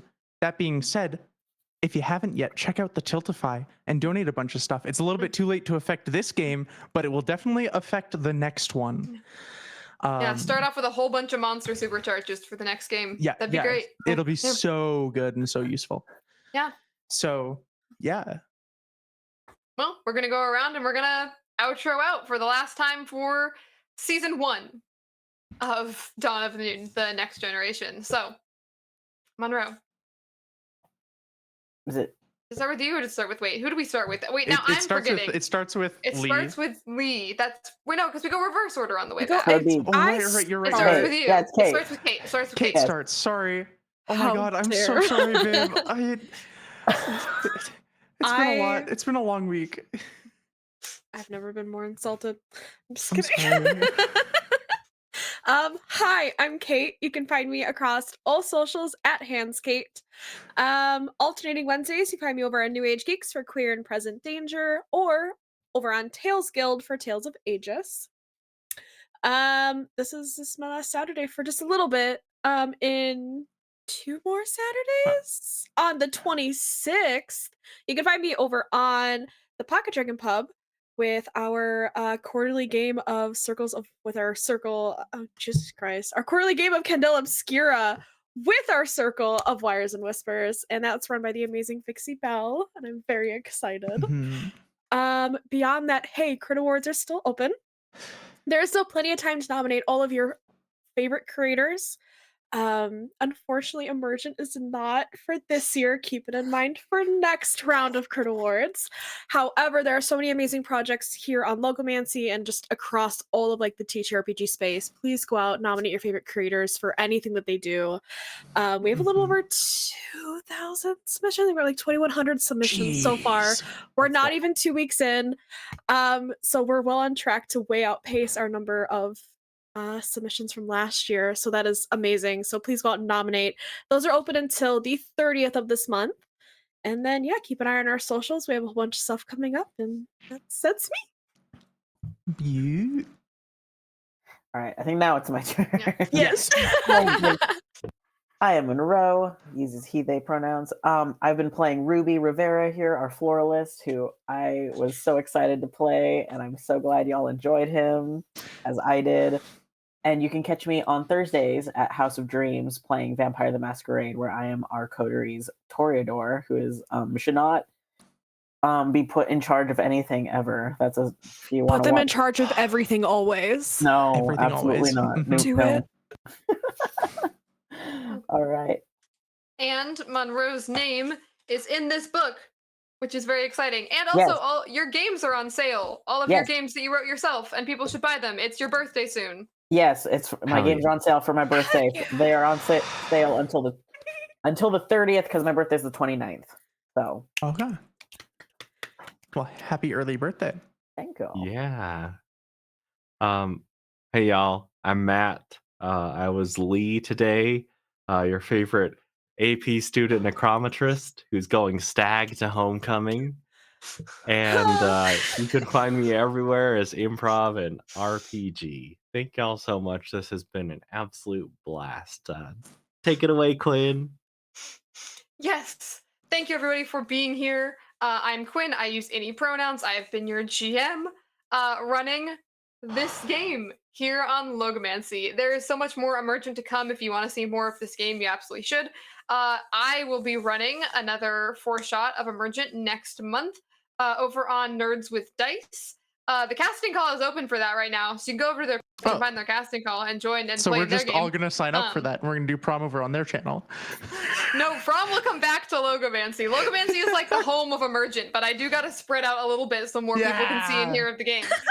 And then after that, it kind of concurrently, as I'm finishing up that, Neon will be starting running a 12-shot Emergent that I believe some of these people will be playing in. Yeah, and I will be Lee's behind in the it, scenes. and Monroe's in it, and Quinn's gonna be behind the scenes. I gotta point in the right direction. I gotta remember. And I'm then gonna be scheming in the if background. Cait wants to be in the background as well, Cait, you're always welcome. Making some fun little things. If you want to check out this game for yourself, you can go buy it on itch, but I don't know why you would, because it's in the trans rights bundle right now, so it's $5. So you can get it and a bunch of other games in the trans rights bundle, and you should absolutely do that. If you want one You of can these also donate to our Tiltify. you could donate as to our well Tiltify and donate to get 2 And PDFs. the sooner we reach that $1,000 submission, the sooner we get prom. So Prom. Yes, we will be back for prom. If you want one of these shiny hardcover books, we did a limited edition print run, so we don't have that many more. You can follow along with me, though. We will be bringing them to some conventions. We'll be bringing the ones we have left to PAX West and quite possibly PAX Unplugged. So these are very limited edition, shiny, fun, big books, 400 something pages. And if we get enough interest, we'll print more. And you can also buy this right now, the Lost Episodes PDF on itch or drive through if you want more fun powers and more fun things. And I'm just promoting them because I like to hold them, because they're physical and real and I can touch them now, as opposed to just existing as PDFs. And Neon, why don't you close us out for the day? Yeah, I'll close us out. Yeah, hi everyone. It's me, Neon, or it's Neon Graffiti anywhere on the internet, or at Logomancy Media. Just tell them you're looking for me specifically, and they'll ping me and go, "Hey, we got people who are looking for you," and I'll go, "Oh no, not the feds, not again." Just kidding. They saw your search history. They saw my search history for this game and for the game that I'm writing.